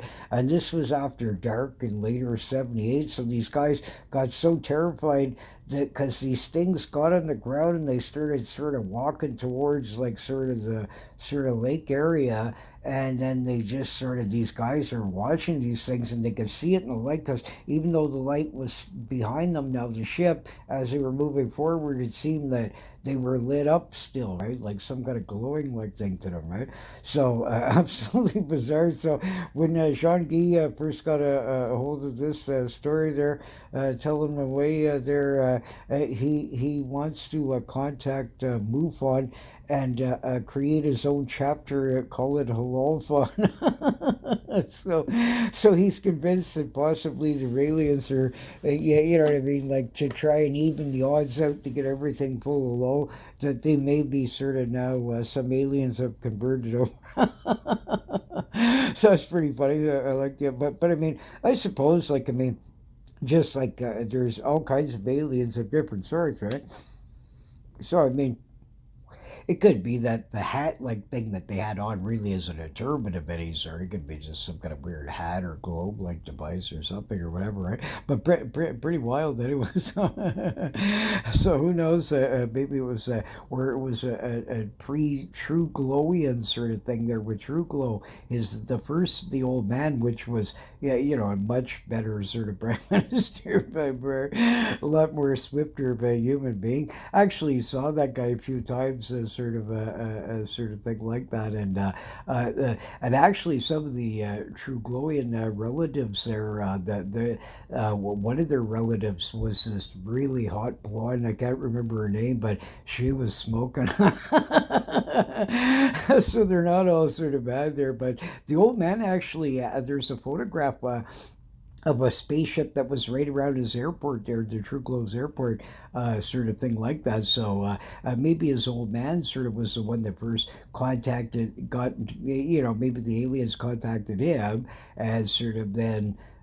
Got this sort of bilingual thing passed. That could be the answer why sort of that we did that sort of move, sort of thing. And then his son was then sort of like kept almost like in that sort of kryptonite sort of state waiting to rebirth the true Glowian eras of today, except that his son, maybe waiting that long, sort of didn't have the same sort of great sort of knowledge or charisma like his old man. Sort of thing, but whatever the case, there his old man definitely was a bit more of a swifter sort of a character, a lot more charismatic and sort of not as annoying to people, sort of thing. But anyway, so maybe it was his old man, sort of this early sort of true glowy and stuff to get the halal in early. Maybe they were dropping him off in spaceships and stuff, but all kidding aside, I mean seriously, you got to admit that is weird, eh? So they got some kind of like alien, like hello, like sort of hat on them and stuff like that. Very bizarre. So, but anyway, here's another one here, sort of like this.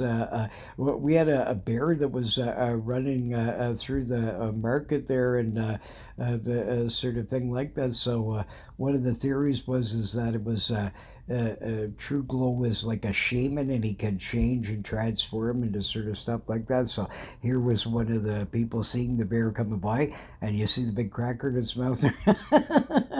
So that could be, or True Glow turns into this Saloness monster, or our Gatineau Beast, our famous Gatineau Beast. He got a bit of fame there in the 70s because there was a lot of tracks found. I actually found well, there was several tracks, but one of them you couldn't, only the back heel area sort of was, the rest was solid rock where the creature had sort of stepped on, but the other one was completely clear and it was massive. I mean, I don't remember the length of these things. I can't remember if it was 18 and a half inches or 19 and a half or something. Like they were huge anyways. And I mean, the depth of this was unbelievable, like around the 3 inch sort of mark in the ground. And when I jumped up, I couldn't even get like nothing in the ground.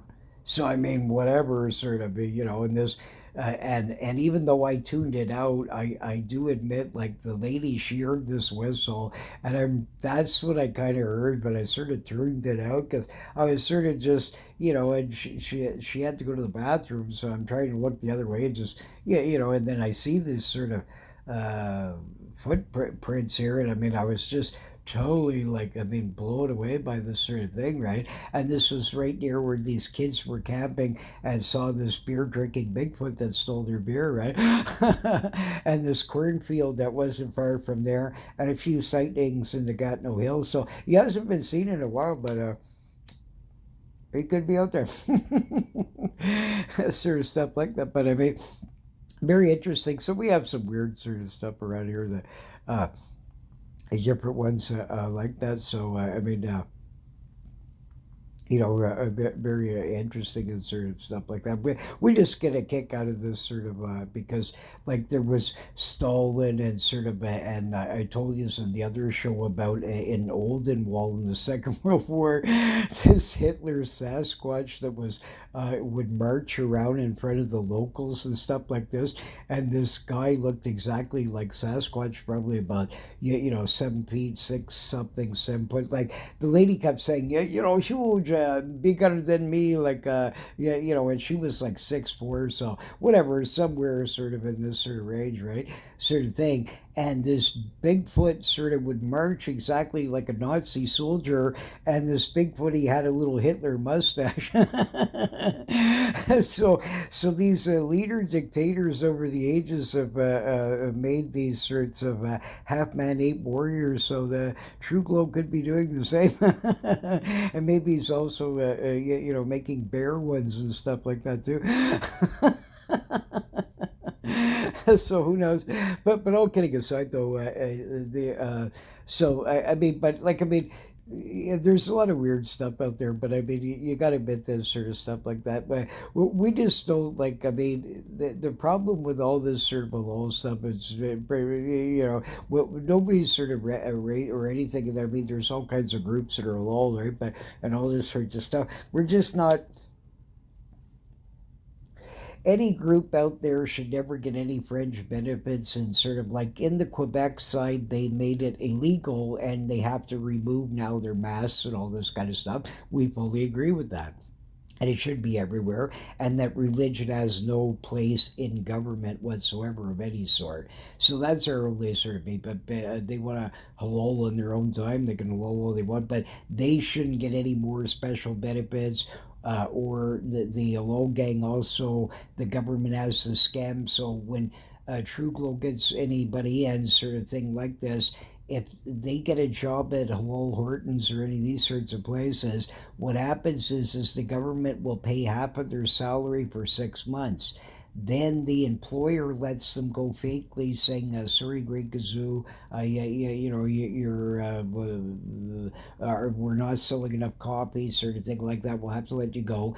Then they get full COVID pay for another sort of so many months, right?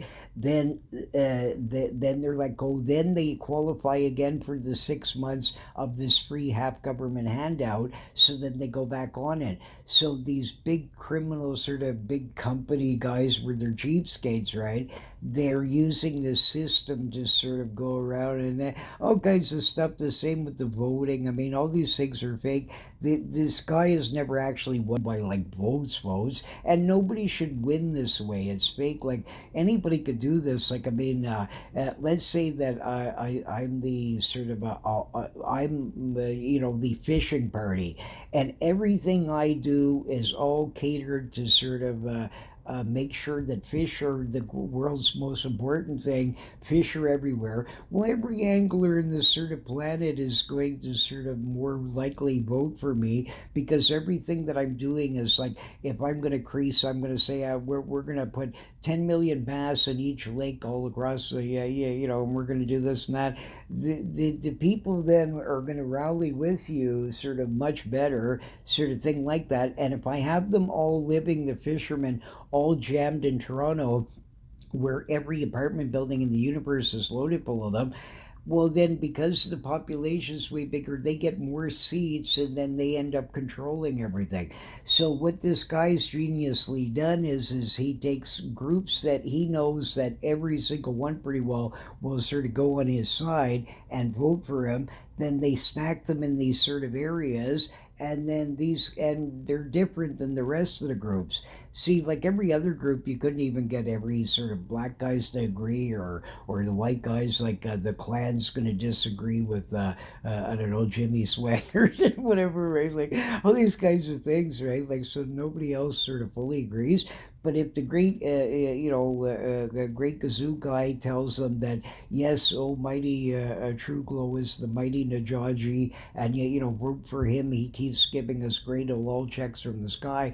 Well, then they all sort sort of are the same of mind, and there's tons of them all in sort of things, so they get more voting power with less sort of people, right? Sort of thing like this. So at the end of the day, it ends up helping him to continue winning and stuff. So I mean, it's very logical how sort of these things work. They should be illegal, all these things. What it should really be is that every single person in Canada, and they shouldn't even be allowed to vote until at least living 10 or 20 years here, sort of idea. In my opinion, that's just, I think it's ridiculous somebody can walk in and sort of like, they have no idea what the parties are, what they're about, and that before they can even vote, that they have to sit in a sort of a watch the political parties exactly what all the things and every major thing that they're doing, so that way they're informed. So like, let's say a regular person says, the imam guy says, "Oh yeah, vote for Mr. Truclo. He's the world's greatest. He's going to give you free, giant cannabis plants all day, and he's going to make everything halal." So then you're happy with that. So then of course you go to do this, but meanwhile you don't know that also on his platform in 5 years that he plans to enslave all of Walal and make his all work at FEMA camps for a Walmart sort of thing. You see what I mean?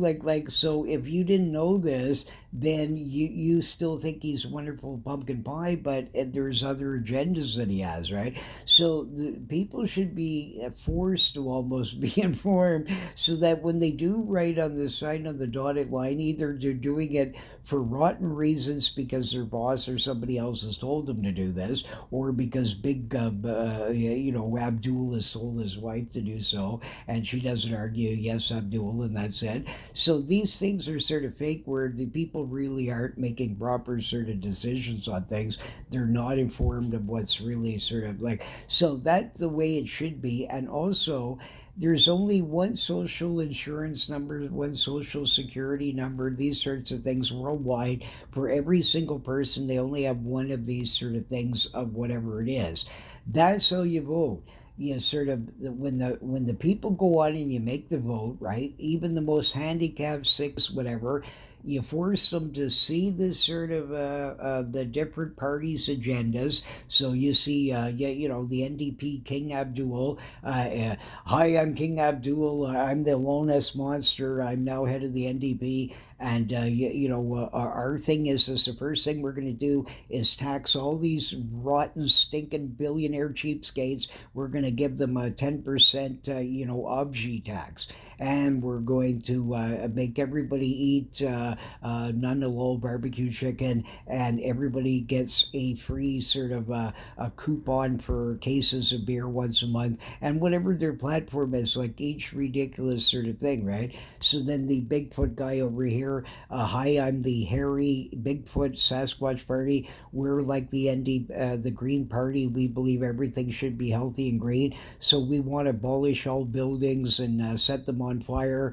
We want to, execute his true glowness, and feed him to the trees and all these kinds of stuff. So you would know in each sort of party exactly what the characters are up to, and that it is law that the parties say all their mandates, like what it is, the main things they're going to be doing over the sort of things like that. And so this way the people know, then you sort of then can make finally a decision sort of out over a sort of thing, and this sorts of stuff like that. But just allow people to sort of walk in off the door, and half of them don't even, and you're just making decisions because, oh yeah, let's vote for Truclo. Isn't that great guy from the sky that drops great halal checks from the sky and this kinds of stuff? These people, just anybody will vote. Like, if you get sort of, this is what I'm saying, like it's a harder thing to beat because everybody's of equal mind, right? But if you did it by a social sort of thing like that, you could prevent 100% fraud. You could do it online because it doesn't matter. If let's say here the Loch monster gets Donald Trump's sort of social security number. So now Donald and the Loch Ness Monster, and let's say this is True Glow here when he turns into the Dr. Jekyll, Mr. Hyde. So now he's happy here. He's drinking his Labatt 50. So these three characters here sort of all go and they all have the same social security number. Trudeau stole it from the sort of the Loch Ness Monster, and the Loch Ness Monster ripped it off from sort of Trump. Okay, so now there's three sort of ones out there. The second the computer sees more than one of these sort of guys, right, like the same social insurance number used twice for a vote of any sort, immediately they're removed as sort of they don't count that minute. Then right away, FBI, CIA, the True Glow Super Police, and and whoever's in charge in each country, sort of thing, zoop right over to Avji's ear and sort of then make sure that which is the correct guy with the correct, who is the real sort of Donald Trump here, right? And then the other two sort of characters immediately should be sort of either thrown in penitentiary or sort of then shipped out of the country, sort of thing. And because voting fraud should be like a big thing. So then this way, then the other two are eliminated. The real person's vote, no matter what, counted, and it's 100% fair and impossible to cheat. Because this, what I'm saying is that you know, until they can get down only one of these. So if five creeps use the same social security number, now the FBI goes to those five creeps. One of them will prove to be the real one. That vote then is put back in, and then the other four sort of have to wait. So then this way, when they do the counting, people could even have to wait for a little bit to like. So any ones that are sort of like this. Then if there's like 100,000 suspects ones, you know what I mean, immediately in the towns they have sort of volunteers that are closest to the people that made this vote. Get in over there and let's catch this Loch Ness Monster and get him into the cell of Obji right away, right? Sort of thing. And that's what they should do, right? So this would get rid of all this sort of thing, and then each person's vote would count no matter what, right? But the way they do it now is that they get brain dead that only a certain amount of people will go out and vote. The rest of them are too lazy or don't know or don't care, and all kinds of stuff like this. This way, every people's the real sort of votes would count, right? So that's the only sort of thing, and no special treatment like the Loch Ness Monster. I'd say that about him. I'd say that about me if I wanted to wear a fishing cap. Like I'm pretty religious about my fishing, right? So the same thing, like no matter what, every group on the planet could use this excuse that they want to wear some kind of bling that represents a religion. It's irrelevant. Work 9 to 5, whatever the hours are. It's the employer's gig, not yours. So now you get up in the morning, sorry, Lolo, you got to remove your hat like everybody else, right? And the same thing with the masks and that. And this way people can be seen, right? Because can you imagine, like in these sort of heavy duty ones, like let's say Hololoet, she's some big secret agent for Interpol or something, right? So now Hololoet, the evil villainess who is a terrorist, she looks exactly about the same sort of width. She has the same booty. She has the same sort of shoulders. She has everything about the same sort of size with the same dress. They clonk Hololoet. She comes from behind her, gives her the, I don't know, camel spray of doom or something, some kind of knockout gas. So now she blasts her. She passes out. She's now switches with her. Now she's in Interpol, logs in on this sort of thing with this other lady's sort of credit card here. Now she's in and she's collecting all this sort of information she needs on you know what I mean, a True Glow and his Holonites, right? So if these sorts of things, like you can see how when people are masked and sort of stuff like that in high security and all kinds of weird stuff. So there's too many sort of things about it that just needs to be fully removed, and no special treatments for any sort of groups in particular, and none of this sort of politics. Same thing on universities. No religion should be allowed to start bugging others and sort of stuff like this. Like there was this one case in Florida that was the most mind-boggling foolishness I've ever heard of in my entire life. Some lady's minding her own business, walking by. some hello lady said to her, "Hi there, young lady, you need to put on a mask." And she said, "No, I don't." And she said, "That's very racist. We want you to put on this mask." She said, "No, you don't have an understanding of what racist is." And so then and she said, "No, I don't. I have a right. It's my religion that I don't wear a mask. And no, I don't want to wear one. And I wish you a nice day. And I hope you're having a nice day." And this lady then sort of went and demanded to the university that it was she had to put it on, or otherwise she was racist, and she had to sort of get out. I mean, the most ridiculous, like, what a low IQ human being. I mean, she has no understanding of the freedom of religion at all, right? Sort of thing like that. So I mean, this would apply no matter what. The same sort of thing. Yeah, you know what I mean. If the flying nun was there, and Sally there, if she said, yeah, you know what I mean. Obji, you're gonna, yeah, you know, put on the flying nun hat, and Obji says, "No, no, no, I want to put on my super turbo hat. I have already 500 reapers in it. I don't want your flying nun hat." The flying nun lady isn't going to say you're a racist against and you're going to have to wear the flying nun hat. Like, nobody in the world would do this. Like, only a person that has no understanding of it and extremely low IQ would even use such an argument like this. And there's so these kinds of things, right? So there's certain sort of, no matter what the group is, halal, non halal, whatever, nobody gets special French benefits, sort of thing like that. So that's her only issue with halal. Otherwise, no issue at all, sort of thing like that. But no groups any special treatment. Same with hiring. It doesn't matter. The populations are very similar across the board nowadays for a lot of these groups. So you know, King Malone shouldn't be any more important than Bernie from Nunavut to yeah, you know what I mean, whatever, right? Like, whoever it is, whatever the racist kid is irrelevant. It's what they have on paper. So if the Aloneness monster, let's say he wants to work at True Glow's pot factory, "Oi, I'm the Loch Monster. I like the smoke of the joint. I like the smoke pot. I grow the pot in my hat.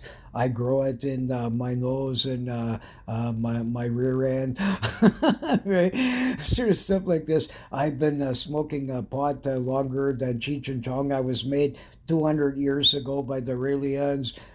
You know, this sort of thing. Well, a guy like this, and then the other guy is I've never seen a pot plant before. I'm Jim, and but even though I have 87 university degrees, I don't know what a pot plant is. Well, the aloneness monster is sort of the way to go here, because this guy has much more familiarity with pot, probably easier to train and sort of get him out on the floor and already know when somebody asks for a reaper what kind that they're looking for.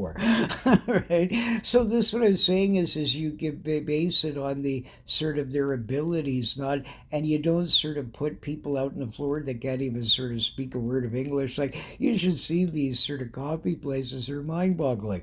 You see that the lady, I want a large, you know, one cream, three sugar, cream, cream. They even have a commercial. They're this major chain, in order to so that you accept, so this way they can pay this person actually only $7 an hour here, because the government's paying the other half of it, right?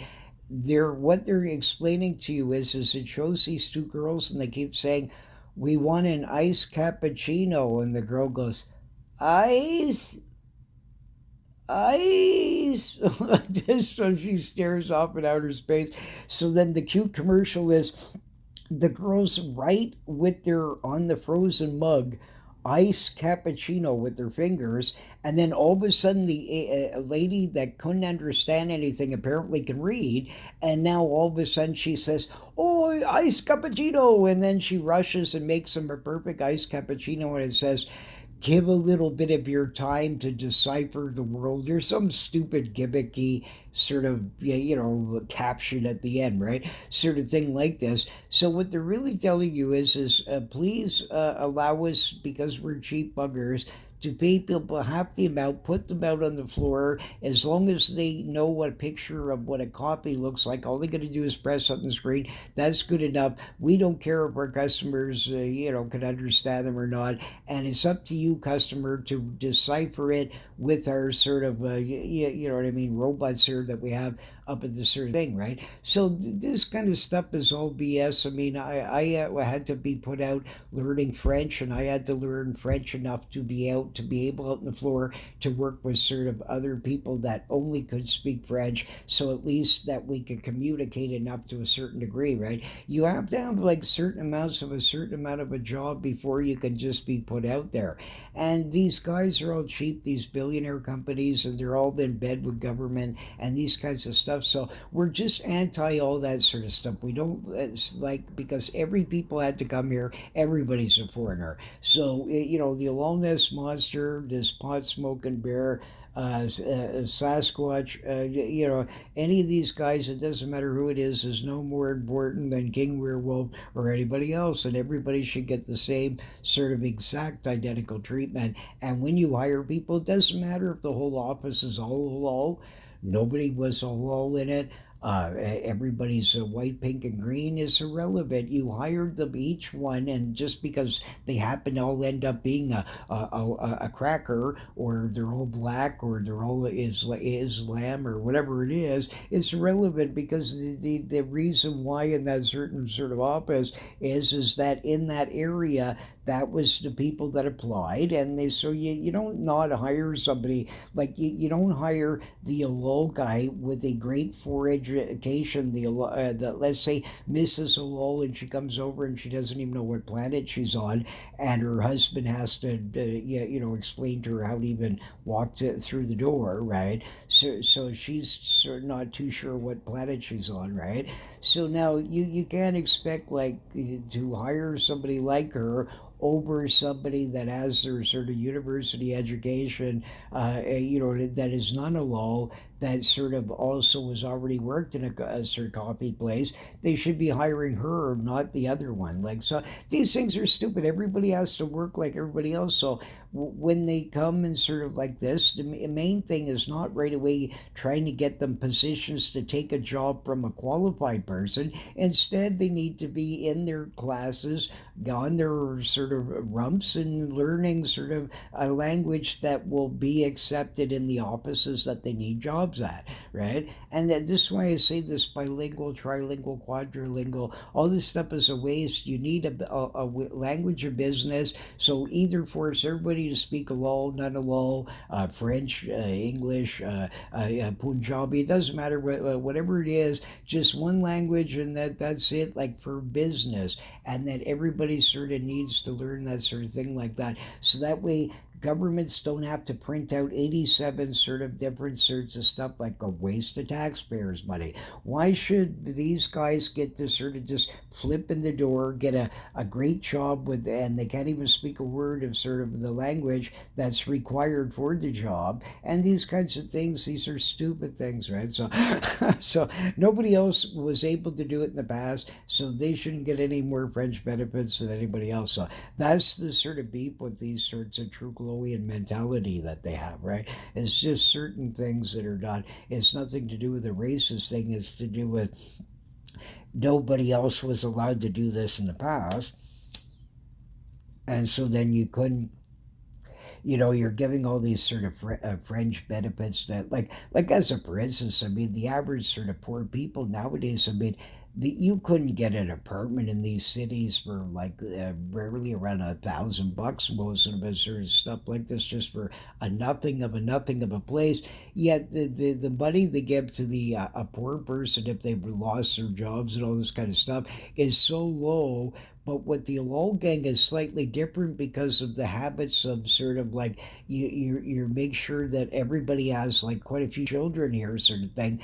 The True Globian government gives mass check checks per child, sort of stuff like this. So if you got like sort of 4 or 5 kids here, and now also you get big checks from the government handout, all of a sudden now it's not as bad because you can now buy in sort of bulk here, sort of like it's way more cash is sitting on the table, right? And sort of thing like that. But for individuals, sort of people like this, or sort of little couples and stuff like that, where they don't have kids and all these other sort of benefits, these hello people live way better than what they do, right? So that there's a lot of sort of stuff like this and different things that is very unfair across the board. Also, that you can sort of once you're in here, you can qualify to get all your relatives over for free hospital sort of, and then eventually nobody will be able to afford the hospitals because you're over cramming the system, right? And his foolishness with the masking and all this stuff, which we'll cover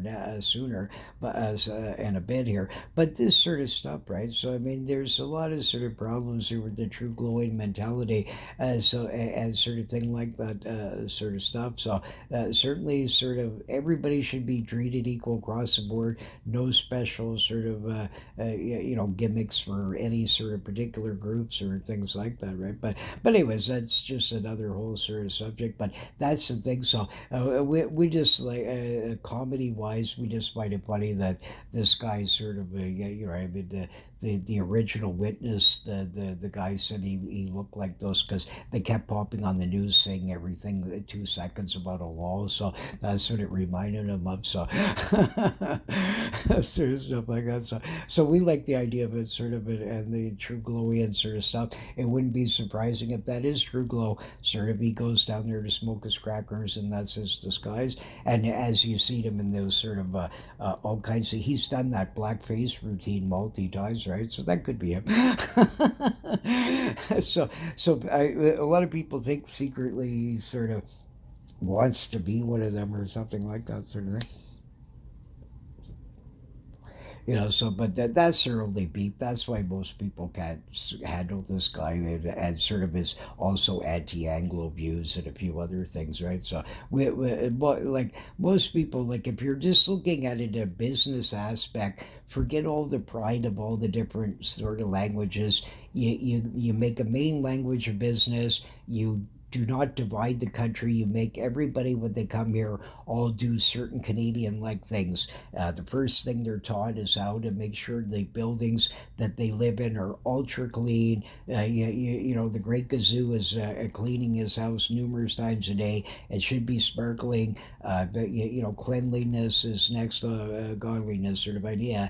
And these sorts of things, like all the proper sorts of sort of behaviors, thou shalt not, you know what I mean, go out and killing people and all these kinds of stuff, right? So that's what they need to do, is a huge educational book that people have to then, in order to pass it, to even become a Canadian or get on Canadian soil, they have to be able to pass the whole thing, that they fully know all, that it's not acceptable to walk down the street and start pooping on the street or any kinds of weird stuff, no matter what country they come from. So this way it's sort of properly clean and all this sorts of stuff. Not You're not just shipping in people that are uneducated about other countries' habits and what sort of is acceptable and what isn't. Very simple. And then what once people sort of just like everybody else had to do, right? You know, every other country in the world's had to do this when they first started coming over here. I remember when the boat people came over and all kinds of stuff. The same thing. I mean, they had to adapt, and sort of, and all these people now they speak English, those ones, and that they did this that they had to adapt and work and learn like everybody else did, right? And they didn't get the as much, even though they helped them out quite a bit too in different groups out in the past. But the thing is that the everybody had to sort of more work and sort of adapted a lot of Canadian policies and sort of became sort of more not divided and separated, right? And that's what the problem with this whole like stuff and stuff like that. You have, where you never see a little gangs hanging out with none of little, like very little, right? And they've been here for quite some time now, and you still haven't seen any progression, right?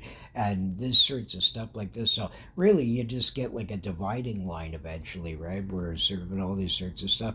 So that's the thing, is just nobody should be winning by sort of, you know what I mean, religious reasons or certain groups that have want their clout pushed in parliament and all this kinds of stuff. It needs to be a more sort of fair logical system, and people aren't let in just because this or that. Like more stricter sorts of rules on this, and to become a Canadian American or anything else, a lot more pride involved in it, and a lot more sort of aware that people aren't such a burden on the system, sort of things like that, and that sort of thing, right?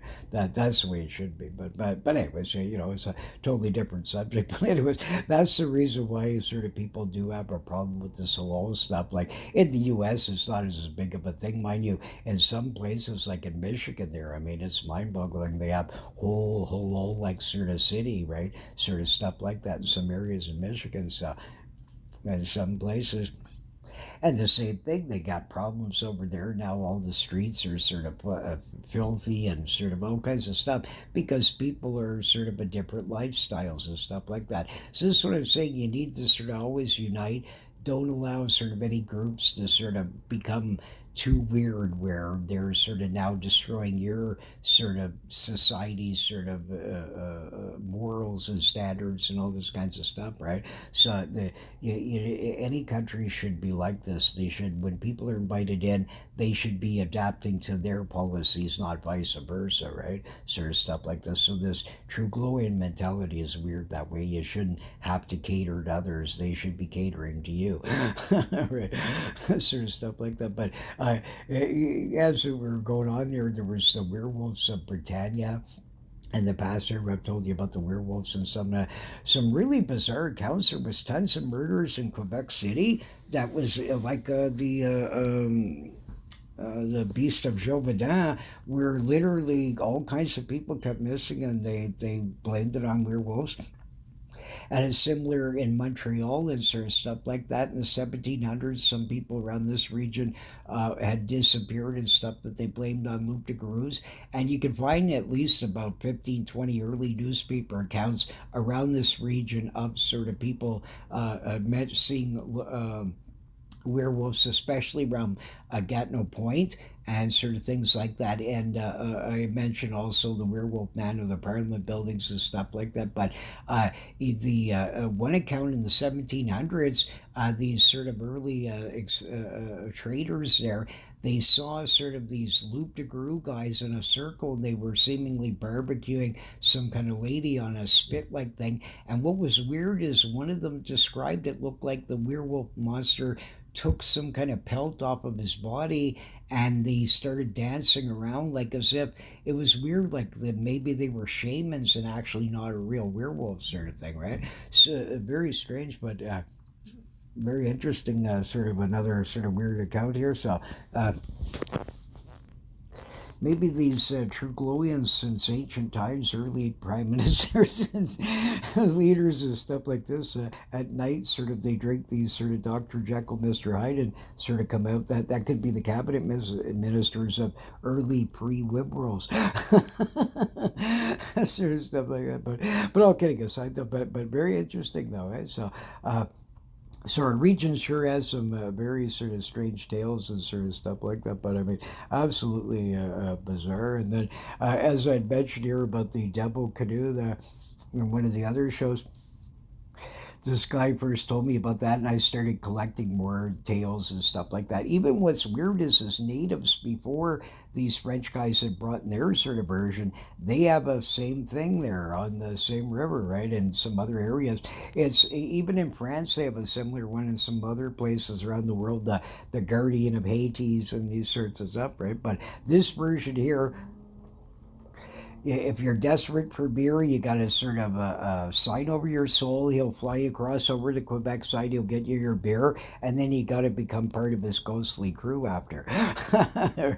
So there were sightings in the 70s and 80s, including a wild one in Rockland, sort of thing like that, and a few in the upper Ottawa River around um, uh, before Britannia sort of area and that sort of region. And so absolutely fascinating sort of tales, right? But the first time when I got this same story off of this commander sort of guy, and he also had a couple of Devil Pike stories and some other stuff. This guy was hilarious, but I mean, he was 100% sort of serious that, yeah, his buddy was sort of attacked by this sort of Devil Canoe guy, right? I would have loved to have seen him, but I certainly wouldn't be signing any paper, and I certainly wouldn't have gotten in the boat with him. But what I would have asked him, though, is yeah, hi there, Mr. Double Boat Guy. When you're flying over this sort of the river, have you ever seen a 10, 20-foot muskie floating around? If so, where exactly might it have been? And I'll slip you a beer here. So maybe if you sort of, yeah, tipped him a beer or something like that, or chucked him something, right? That sort of thing, he might sort of then give sort of the tip of the century there. So he might be useful for something like that. But I mean, otherwise, I certainly wouldn't sort of be making any deals with him. Sure, but I'm getting aside now. I wouldn't even make a deal with him for that. But I mean, it'd be if you didn't sort of sign the paper there, I suppose you could maybe get a tip off of them where some of the even bigger ones are floating around, sort of stuff like that. But all kidding aside though, so. Very interesting sort of region has some very sort of bizarre sorts of weird sort of things like that. Now, here's some interesting things here. I just want to talk about, like I had mentioned in some other shows here, about the sort of these early plagues sort of things. Since ancient history, plagues have came and gone. Some have lasted hundreds of years, like the Black Plague. But the Black Plague is extremely mysterious because of a lot of strange things, from sightings from the 11th century in Japan and China, all the way up for massive hundreds of years. People kept seeing ships in the sky shooting mist. Immediately after seeing this, mist would start drifting through the village and everybody starts dropping like flies, right? Every case, everywhere from Japan, China, to all through Europe, in the most isolated villages, hundreds of miles from other sort of places, the mist comes everywhere. The mist, right? That's probably where Stephen King got that sort of idea from, because this is very factual stuff. Like there was in Hungary in the 1400s, there was these dark riders, and a lot of times these people would see them in like sort of a horse like things coming out of spaceships, or walking around with these Grim Reapers sort of ones, and they had these sickles with them where the gas was coming out of the sickles and they're waving it right in the cornfields. So what are they putting in there? So you have in ancient biblical sort of stuff, God gets mad and he does blast Sodom and Gomorrah. He does the flood. Just because like you got these written sort of stuff, so let's say it's a god that, or whatever you want to believe, god really is a space alien guy, he really isn't a god, or whatever, like any kind of version like that where somebody in the sky has some kind of power over us and high technology or magic powers or a god like thing. So the guy, every so many often, when people get too overpopulated, to this or that, or like as a, for instance, the Philistines, they kept bugging sort of what King David, when David sort of fought Goliath, and so God warns these sort of, if you guys sort of mess with my people again, sort of thing like this, I'm going to do something to you. And then the next morning, over 100,000 of them were found dead, just laying there mysteriously, right?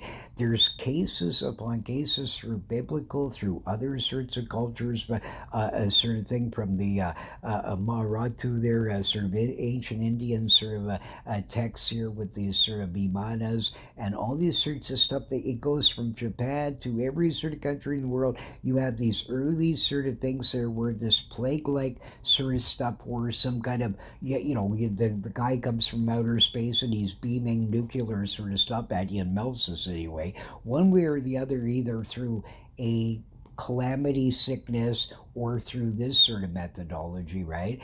And so you see this constantly through the Bible, and then it keeps saying in the future that stuff like this will happen. But I mean, the Bible isn't going to mention every sort of thing that this guy's going to do. So, like when you're reading this sort of Bible, let's say that it's actually all true, and let's say that there's these mighty being up in the sky. Okay, so the guy's there and sort of stuff like that. Do you think that the Bible tells you every sort of, well, yeah, yeah, you know what I mean? 500 years ago, the Lord scratched his nose and whatever, did something right. It doesn't mention every sort of, so as far as anybody would know, since the guy has an historic record, or whoever aliens are, or that aliens are doing it, or whatever scenario from the skies, some kind of either godlike thing or enemy or whatever, some kind of scenario like that, somebody is coming down and sort of affecting us with sort of chemical, biological weapons or similar like sorts of stuff from time to time, right? So, whether or not any way you want to believe it, biblical, non-biblical, UFO, alien, Giorgio's kinds of ways, or Danikins where they believe they're space alien guys, whatever, it's all the same at the end of the day. They have technological power of some sort that is way more advanced than us, that looks godlike to us, right? To a lot of people, right? So whether it is or not is irrelevant. It's just that it exists anyways, one way or the other, right? So you have this sort of a thing here where if that's the sort of a case, right, that it could be that he doesn't inform you every time he needs to do this or wants to do it for some sort of reason. So how do we know that these sort of things have not continued on? Because there's been ancient plagues way after sort of the times of like the flood. You got them again and again and again and again throughout history, where you get all of a sudden a rise in population that lowers again, right? Sort of stuff like that is through some kind of calamity or some kinds of things. So this is what I'm saying is that how do we know that sort of they didn't weren't doing that on and off since ancient times here for one reasons or another, right? So this is another sort of mysterious sort of aspects to these sorts of things, and how some of these come and go like the wind and sort of thing like that from you know so even though scientists blamed it on the rats, it's not feasible. Like, even if you could jump each day, a rat jumped on the guy with the buggy who was now trading with a new town, the odds of each sort of like where this would occur each time that conveniently the bunch of mice then jump in it, and then the thing is that very few towns ever mention much of rat infestation. They all mention this sort of myths.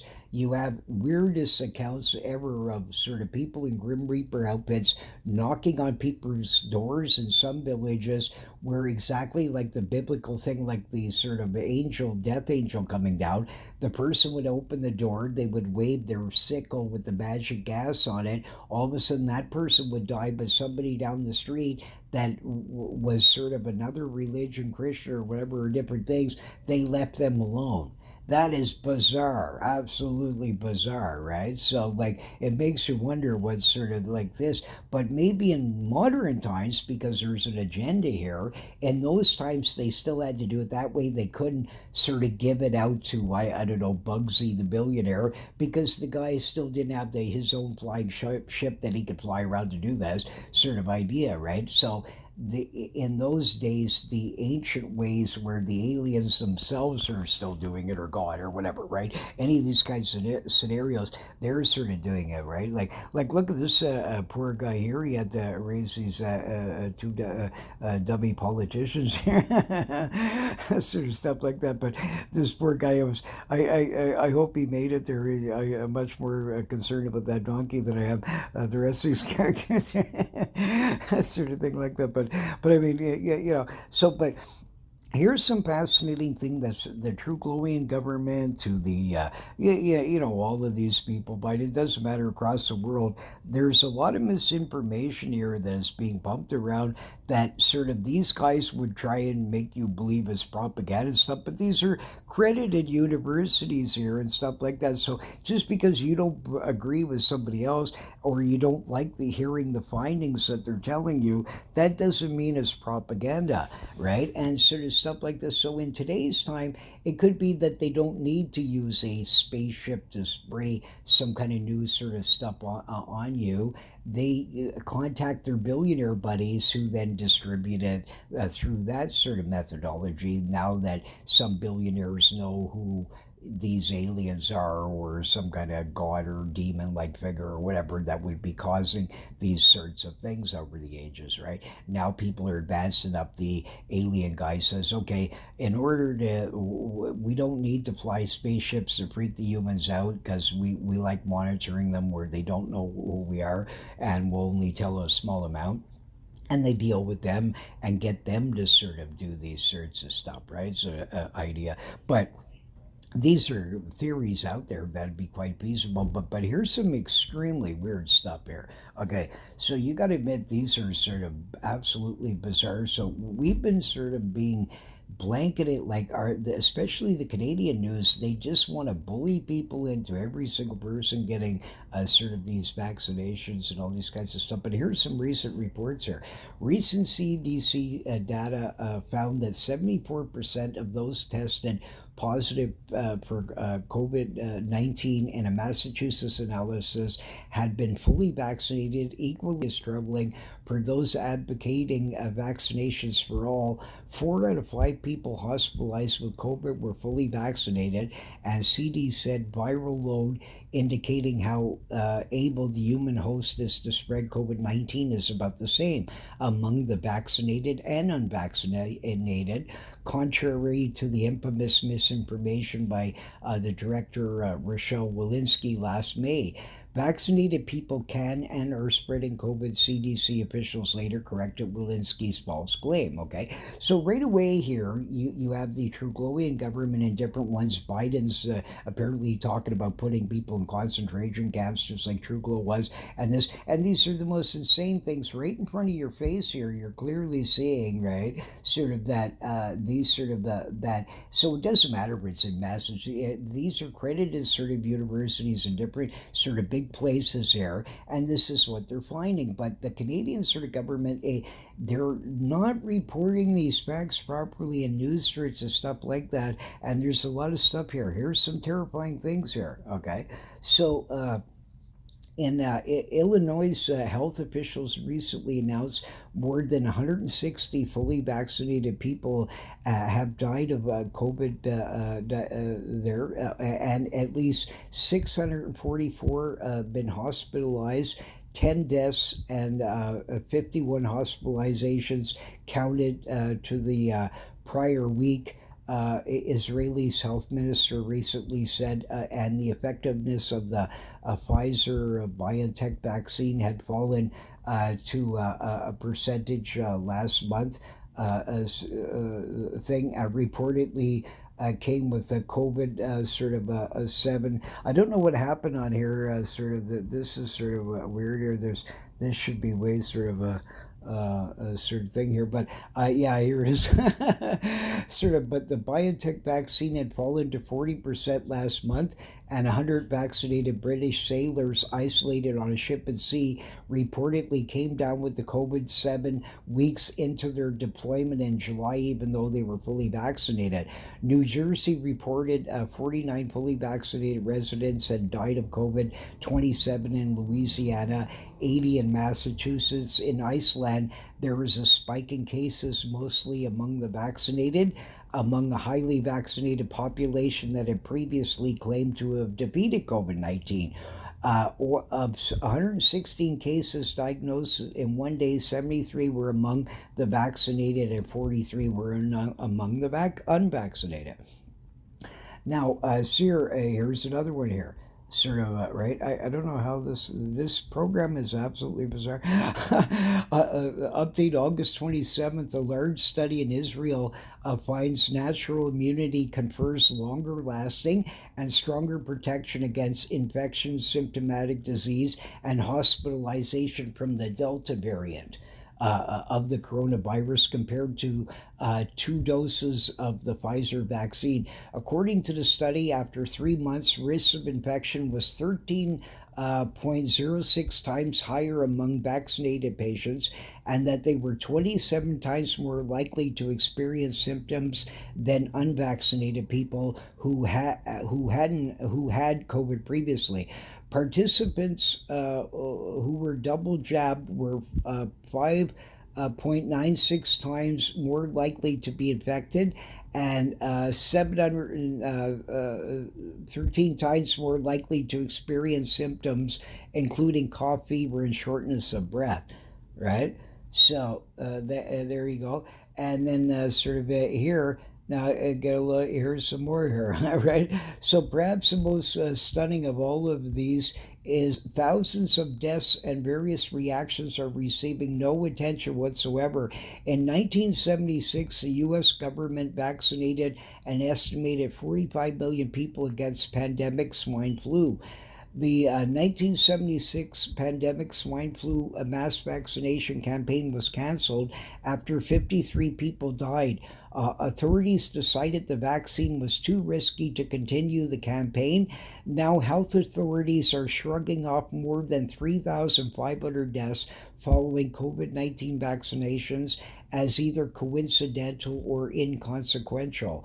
This is 70 times more deaths than the swine flu vaccine, which was halted. If this is an insanity on steroids, then please tell me what is. Maybe murder? This doesn't even include potentially tens of thousands of miscarriages, which is now being rapidly recognized as possible complications of the COVID-19 vaccines, right? So this is sort of, you know what I mean, sort of stuff here. Each year, more than 165 million Americans get the flu shot. There was 85 reported deaths following the influenza vaccination, 217, 119 deaths in 218, and 203 deaths in 219. Between mid-December 2020 and April 23, 21, at which point 95 million and then 100 million Americans had received their COVID 19 shots, there were 3,544 reported deaths following COVID vaccination, or about 30 per day. In just 4 months, the COVID 19 vaccines have killed more people than all available vaccines combined from 1997 until the end of 2013, a period of 15.5 years.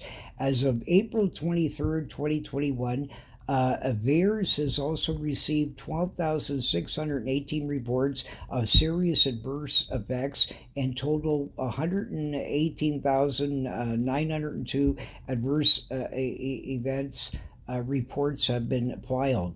In the European Union, the Vigilance System has, as of April 17, 2021, received 330,218 injury reports after vaccination with one of the four available COVID vaccines, including 7,766 deaths. So you can see here there's some sort of major problems here, right? Sort of thing like that, right? So, I mean, what's really going on, sort of thing like that, right? So, you know, so here's some of the sort of conspiracies here, sort of pretty weird. Here's some of the sort of conspiracies. Sorry, I had to do that to sort of fix this up. I don't know, like I said, this program does very strange things, but here's some. It was created in a laboratory in China from the bat monster, right? So somehow the the bat monster had sort of they were doing the studies on this sort of bat, and the blood leaked on this guy, and he got through the different securities and got out in the open air, and somehow the virus got. The biggest one, though, is many people believe the Bill Gates one sort of thing, because he has a patent on this sort of virus, right? sort of thing. And he also warned people several years previous to that sort of thing, about this giant virus coming, sort of plague, and that, everybody should be prepared. So conveniently, he has a patent on it, right? So that, yeah, some people would think that this was some kind of design this way to sort of get, zillions of bucks or stuff like that. And then the third one, hilariously, is TrueGlow, a couple of them here. So TrueGlow has ties with a laboratory in Canada that does virus research, and the rumors of this virus escaping and let loose to get people to conform to masking in Islam. so, so that's a conspiracy there. Shanki's a big believer in that one sort of thing, like that. So I wouldn't be surprised. Sort of stuff like that. So that's very feasible. I can see his true glowness there. He's all wasted, and he's in the virus thing, and he says, "What's that?" And they say, "Oh, that's the Bat Monsters virus. What does it do? Oh, it makes the Angles, speak Puerto Rican or something, right?" He'd be right into that, like anything like that. This guy's like anti-Anglo, anti-anything, so it wouldn't be surprising. Right? So maybe he sort of, slipped some guy a bucket of poutine and a sort of a pound of True Glow approved good cannabis indicus of some sort, right? And then these sort of Zhangyi and Super Zhangyi let the virus out to harass us all, to make us conform to a law, right? So that could be sort of thing. But all getting aside, sort of thing like that. But that's sort of one of the theories, is that they believe that he might do it because these guys invest then in the mass and all this kinds of stuff. There's been numerous studies here where they can't find any negligible, like zero here pretty well, sort of that any difference between mass and non-mass whatsoever, like in the sort of at the end of the day.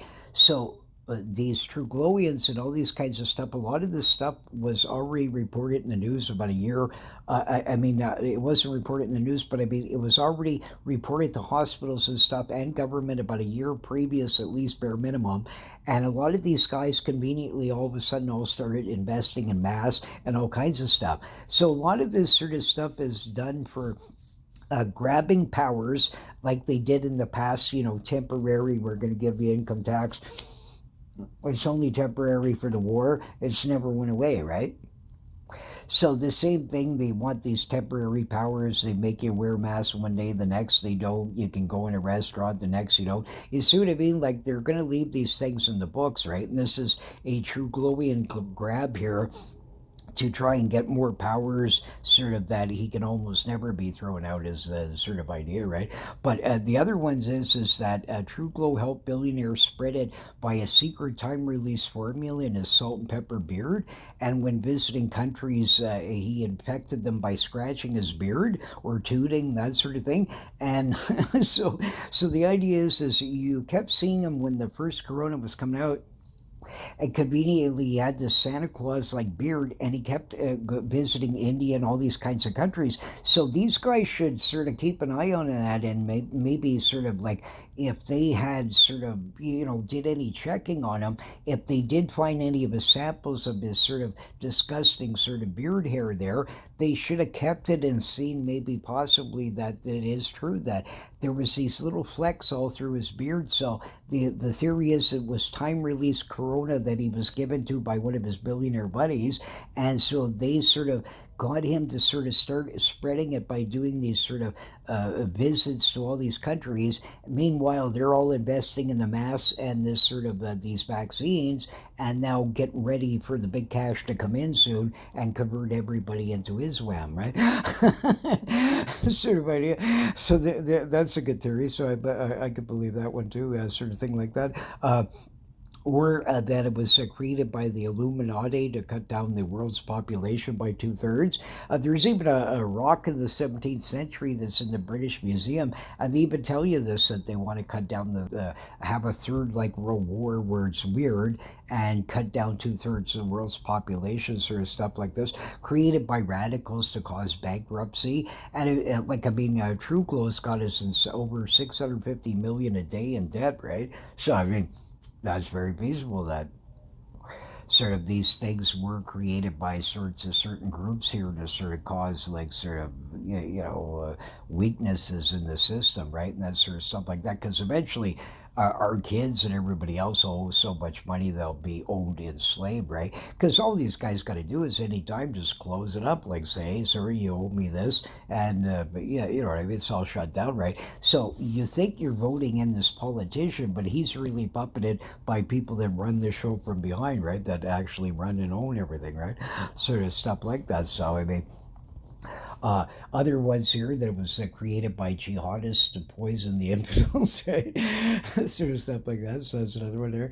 Created by medical firms to become wealthy, selling masks and vaccines. I like this one here. Created by the owl monsters, Bohemian Grove, and the gang to cut down population, right? So that's peaceful there. You see that giant owl monster, and he blows out like this piles of sort of like wild looking reaper smoke. So I mean, Truglo thinks he can smoke the owl monster and kick his ass in a second. Like one of the owl monsters inhales is like equivalent to 80 Cheech and Chong bongs or sort of stuff like that. So Truglow's sort of fairly weak in his sort of abilities to handle the pot compared to the mighty owl monster there at Bohemian Grove, sort of stuff like that, or the Korean sort of dictator there, Kim Jong, sort of stuff like that.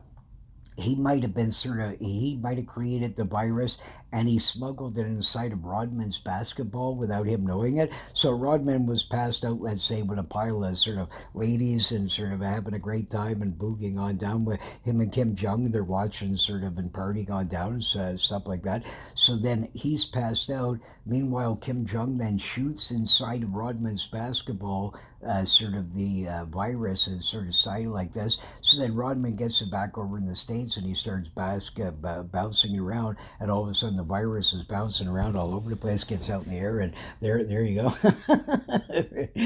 So that might have been what happened there, sort of thing like that, or it was created by the U.S. Government to take control of its citizens. Or there was this one lady I was talking to. She was convinced, this was hilarious. She was convinced these Americans are much more hardcore about their politics than the Canadians are, but she was convinced that it was created by Biden and the Democrats while because he was already sort of like a politician before sort of the Trump thing. So this Biden guy, her belief was is that they created it so while Trump was in power and then released it sort of then to cause like an overthrow with Trump and to sort of get it all blamed on him, but really it was sort of Biden's fault, right? So that could be who knows, right? So but I mean a lot of funny stuff out there, sort of stuff like that I get a kick out of that I find yeah I mean totally crazy, like, but I mean politics is a nutty sort of stuff. Like me, all I care about is the pollutants and sort of don't give any special French benefits to people and stop giving billionaires these big tax write-offs, make them sort of pay their fair share like everybody else, right? And things like that, and have representation for natives in the parliament, so and for the natives to be able to open up their own sort of stores all over the place, tax free, where people can sort of go and purchase cigarettes and other sorts of things from them at a more reasonable sort of, instead of the government sort of cash grabs that they try to do. These things are criminal. They claim they want them to quit smoking. They starve these poor people, spend all day, half their day mooching around trying to bum enough money so they can get cigarettes and stuff. A lot of these people have been smoking 50, 60 years. They're in pain. They're old. They couldn't change even if they wanted to. It's sort of like even you can give them all the patches and what. So instead of being assholes and stuff like that, the government sort of rakes people that are addicted to different stuff like that. Same with now the pot, they're taking advantage of this, and people charging outrageous prices for these things. Like when a lot of these people use it for medical, but they don't want it listed on that they're using it for medical because they don't want their name associated on some kind of thing, even though it's fully legal and they can walk in without telling somebody who they are and all that. They still have to pay for it in a consumer booze like thing where you're doing it for fun, right, instead of a medical reason. So the government's making all kinds of tax and all kinds of stuff and way overcharging for a product that costs nothing to make, right? So these kinds of stuff. So the True Glowing government, as usual, these guys now are raking in massive cash from these pod stores opening up every second, but haven't lowered the tax. And for a package of cigarettes, they want some of the 13, 14, $15 for a package of cigarettes that cost nothing. It's not even worth 5 cents, this shit. So like on a native reserve, they can get them for 20 some dollars here per carton of cigarettes, and these guys are making a mint even from that, right? So they're happy, they're not being over greedy, and this sort of saying like they should have sort of like where a very different system here instead of gouging people to death. Like I mean, these things are outrageous. Nowadays, you go in dollar stores and they want $4 or $5 for an item that used to be $1, yet the minimum wage barely creeped up by a few dollars. And when I was a kid, you could buy, like, as a for instance, when I was a kid, you could buy a loaf of bread for a dime. Right, and sort of thing like this, and then it went up to a quarter. Then it was sort of like for a long time, like 50 cents. You would get these, and then it kept going, right, and sort of stuff like that. But the minimum wages then were like sort of like $6, $7, and this sort of stuff, right? So let's say now it's doubled, right? Over all these years, it's only doubled the amount of what it was massive, massive decades ago, right? But so now the loaf of bread that was a quarter is now $3, right? So that's went up like a thousand, 1,200% here. But the minimum wages only went up 100%. So the people are 1,100% more in the hole. The same thing, you used to be able to buy a car in the 70s for brand new for under 3,000, right? Now the same vehicles, yeah, 40,000 sort of idea. So this is these things. These guys have purposely the billionaires sort of ones, and the rest of the crooked characters that want their sort of cut of the pie. They crush the little people into nothing in the middle class, and then the rest of them sort of, yeah, just keep fighting to keep their big billions, right? Sort of thing. So these things are all wrong. The True Glowian sort of mentality is completely off the wall, right? Like, I mean, really bad stuff there. That sort of like, society, and the same thing, the minimum that people should be allowed to live in. So what's the minimum should be? So whatever a wage should be for an up to person to afford their own sort of room or little apartment, because not every people can have a maid or not a maid or whatever. So you got your bare minimum that the minimum wage can, at the area in the country that they are, whatever this sort of apartment would cost, right? You now factor that sort of into it. Then what average sort of groceries that a little bit more that a person could typically sort of eat, so that they have some kind of backup here, sort of thing, and the basic costs of how to get to work, their bus fares or cars that they're driving, and all these things need to be factored in per year, and then that's what the minimum wage should be in this sort of for the next cycle, right? And this would teach these assholes to not sort of keep raising prices every 5 seconds and sort of stuff like that, and to keep cutting down prices, not sort of thing like the whole system's wrong. Where sort of like the Amazonians, yeah, one guy's can afford to go to the moon every minute, and the rest of the people are sort of starving to death, right? So these things are stupid, right? So like, I mean, there's a lot of wrong sort of criminal aspects of greed of people that are really disgusting, that sort of our society's gotten into here. Here's Jean Guy's got a new super picture here of sort of the True Glowians hidden in the back behind the Parliament buildings there. So they're pretty scary. So they're like see the Bohemian Grove there. They're a much higher class. I mean, they got real people there, like stars visiting and famous presidents. Every famous president you can pretty well imagine in history goes to Bohemian Grove. Every sort of legendary billionaire, everybody, sort of all the important people go there, and they talk yearly to a giant sort of owl monster, and the owl monster tells them sort of all this sort of great stuff that's going on, right? And gives them the tips and stuff like that. But they don't like True Glow because the owl monster sort of isn't impressed with True Glow's weakness and his ability to smoke pot. So as you can see down here, even though for a Canadian he's doing well, he's got a fairly big cracker here, and apparently he has like a midget advisor. You can see him in his arms here. The True Glow is probably the penguin. That's what they believe, right? But anyways, Jean-Guy got this picture of him there in the behind the Parliament buildings, and they do these secret cults on moonlit nights, and they get out there and they pray to a very large poutine monster. Right?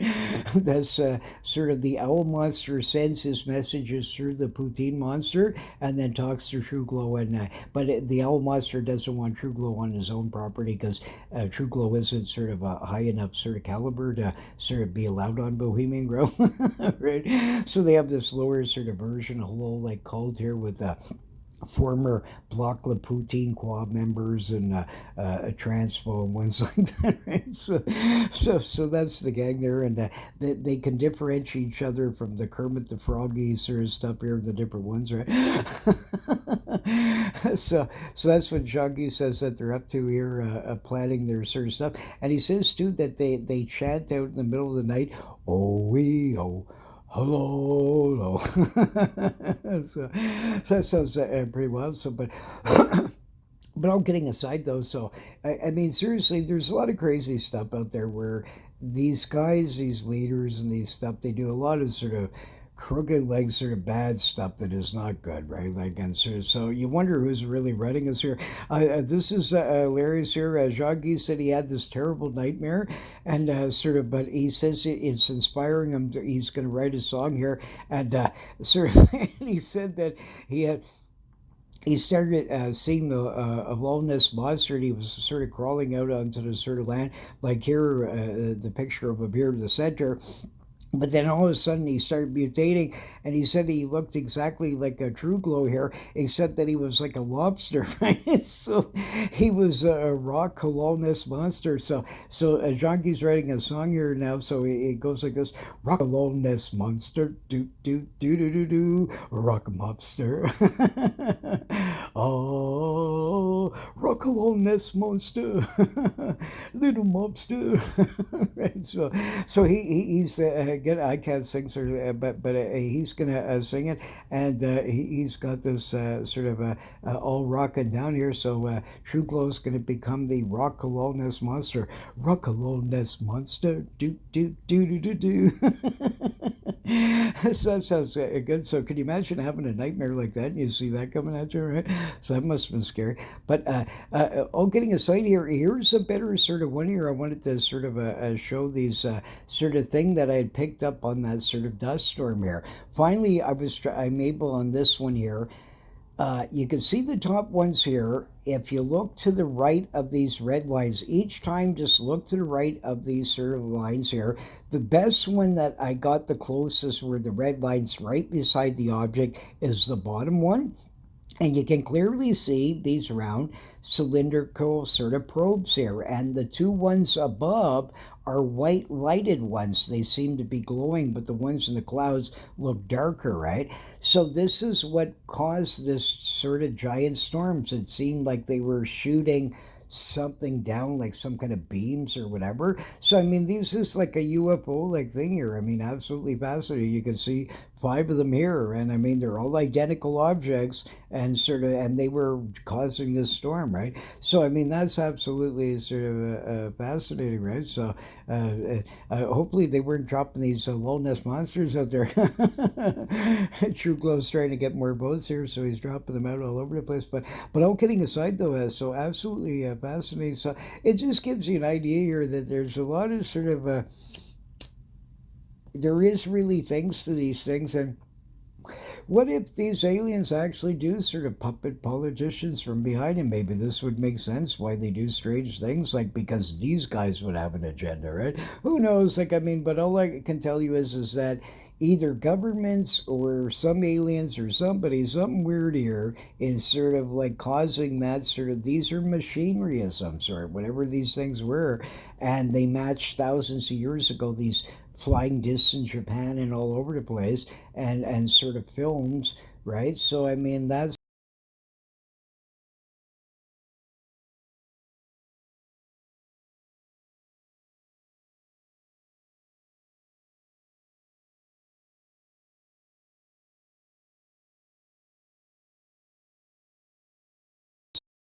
so, folks. That's about it for this show. Next, we'll get back to some more lake monsters and some other sort of weird ones here.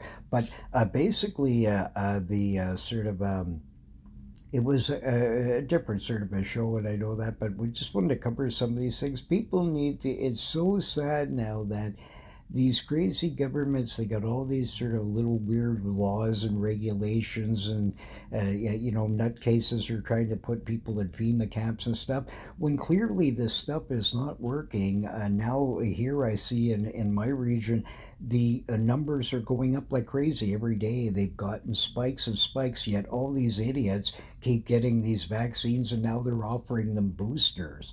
And the people that hadn't gotten the vaccine, there's way less of them showing up in the thing, and they're immune to this stuff much more longer. Like I said in those earlier sort of studies, and none of them get these weird sort of stuff. There was a guy that was actually on some kind of chat lines and stuff like this, and he was claiming that he had gotten the both of the sort of the inoculations, one of the four, right, and sort of thing like this, and all of a sudden he got this Delta variant or whatever, right? That's supposed to be protecting from it. The stuff actually, his lungs developed a giant hole in it all of a sudden, and some other weird complications, and the guy was like right at death's door. And I mean, this is really weird because you don't see this in normal sort of, like, I mean, if somebody just got the virus, they wouldn't have a giant hole in their chest from it. So there's some weird sort of stuff here where some of this stuff isn't adding up, and these, especially like in the past, like they stopped after 70 people died. Yeah, you know what I mean, this mass vaccination, yet here massive thousands here, and all kinds of thousands of women having miscarriages and all kinds of weird stuff. So, I mean, there's a lot of things here that is very, very sort of creepy. That so like I said, these things are going to change and constantly. So people just need to sort of, like, I think at the bottom end is enough is enough. They need to open up these things all again, and and stop with this sort of mass campaign of these vaccines and stuff like this, because it could be a lot of these people are going to get sick like every year. How do you know that what was put in you 3 years previous, now all of a sudden you develop a new head or something? Like, who knows? Like, you don't know what these things, none of these people could know that. And all this stuff, what they claim was going to give them sort of big immunity, several months later already the immunity's dropped by 40%. Then it keeps dropping and dropping. Now they want to give you boosters. So basically, it's a bunch of criminal sort of characters out there that convince you that, you know what I mean, you're going to die without the sort of booster shots. Meanwhile, then people are dying from the side effects of it, and these guys are all in bed with each other getting big sort of dividends from somebody, right? So, like, I mean, these things are really, really nasty, and it's so sickening. I mean, it's just absolutely pathetic. Anyways, a lot of bad things in our world. Like I said, I mean, yeah, I understand that some people, when taking these vaccines, there isn't a big problem and whatever, right? So far, anyways, the human body is very strange, just like with cigarettes, right? Like, I mean, 90 out of 100 people could smoke day and night, and probably nothing much is going to happen to them. But then one's going to have two cigarettes, and all of a sudden they'll have a giant, 18,000 tumors growing out of their toe or something, right? So there's a lot, too many sorts of things like to this. and to treat people that sort of are didn't get vaccinated because they don't trust their government and these kinds of things, right? There is no difference between if you're vaccinated or not vaccinated of passing the virus. Absolutely none negligible. So the thing is, both can carry it and still pass it. So whether the guy is doesn't have it or does is sort of, if it's supposedly protecting you with the vaccine, then you shouldn't be worried at all about it. And the government almost, you would think, would like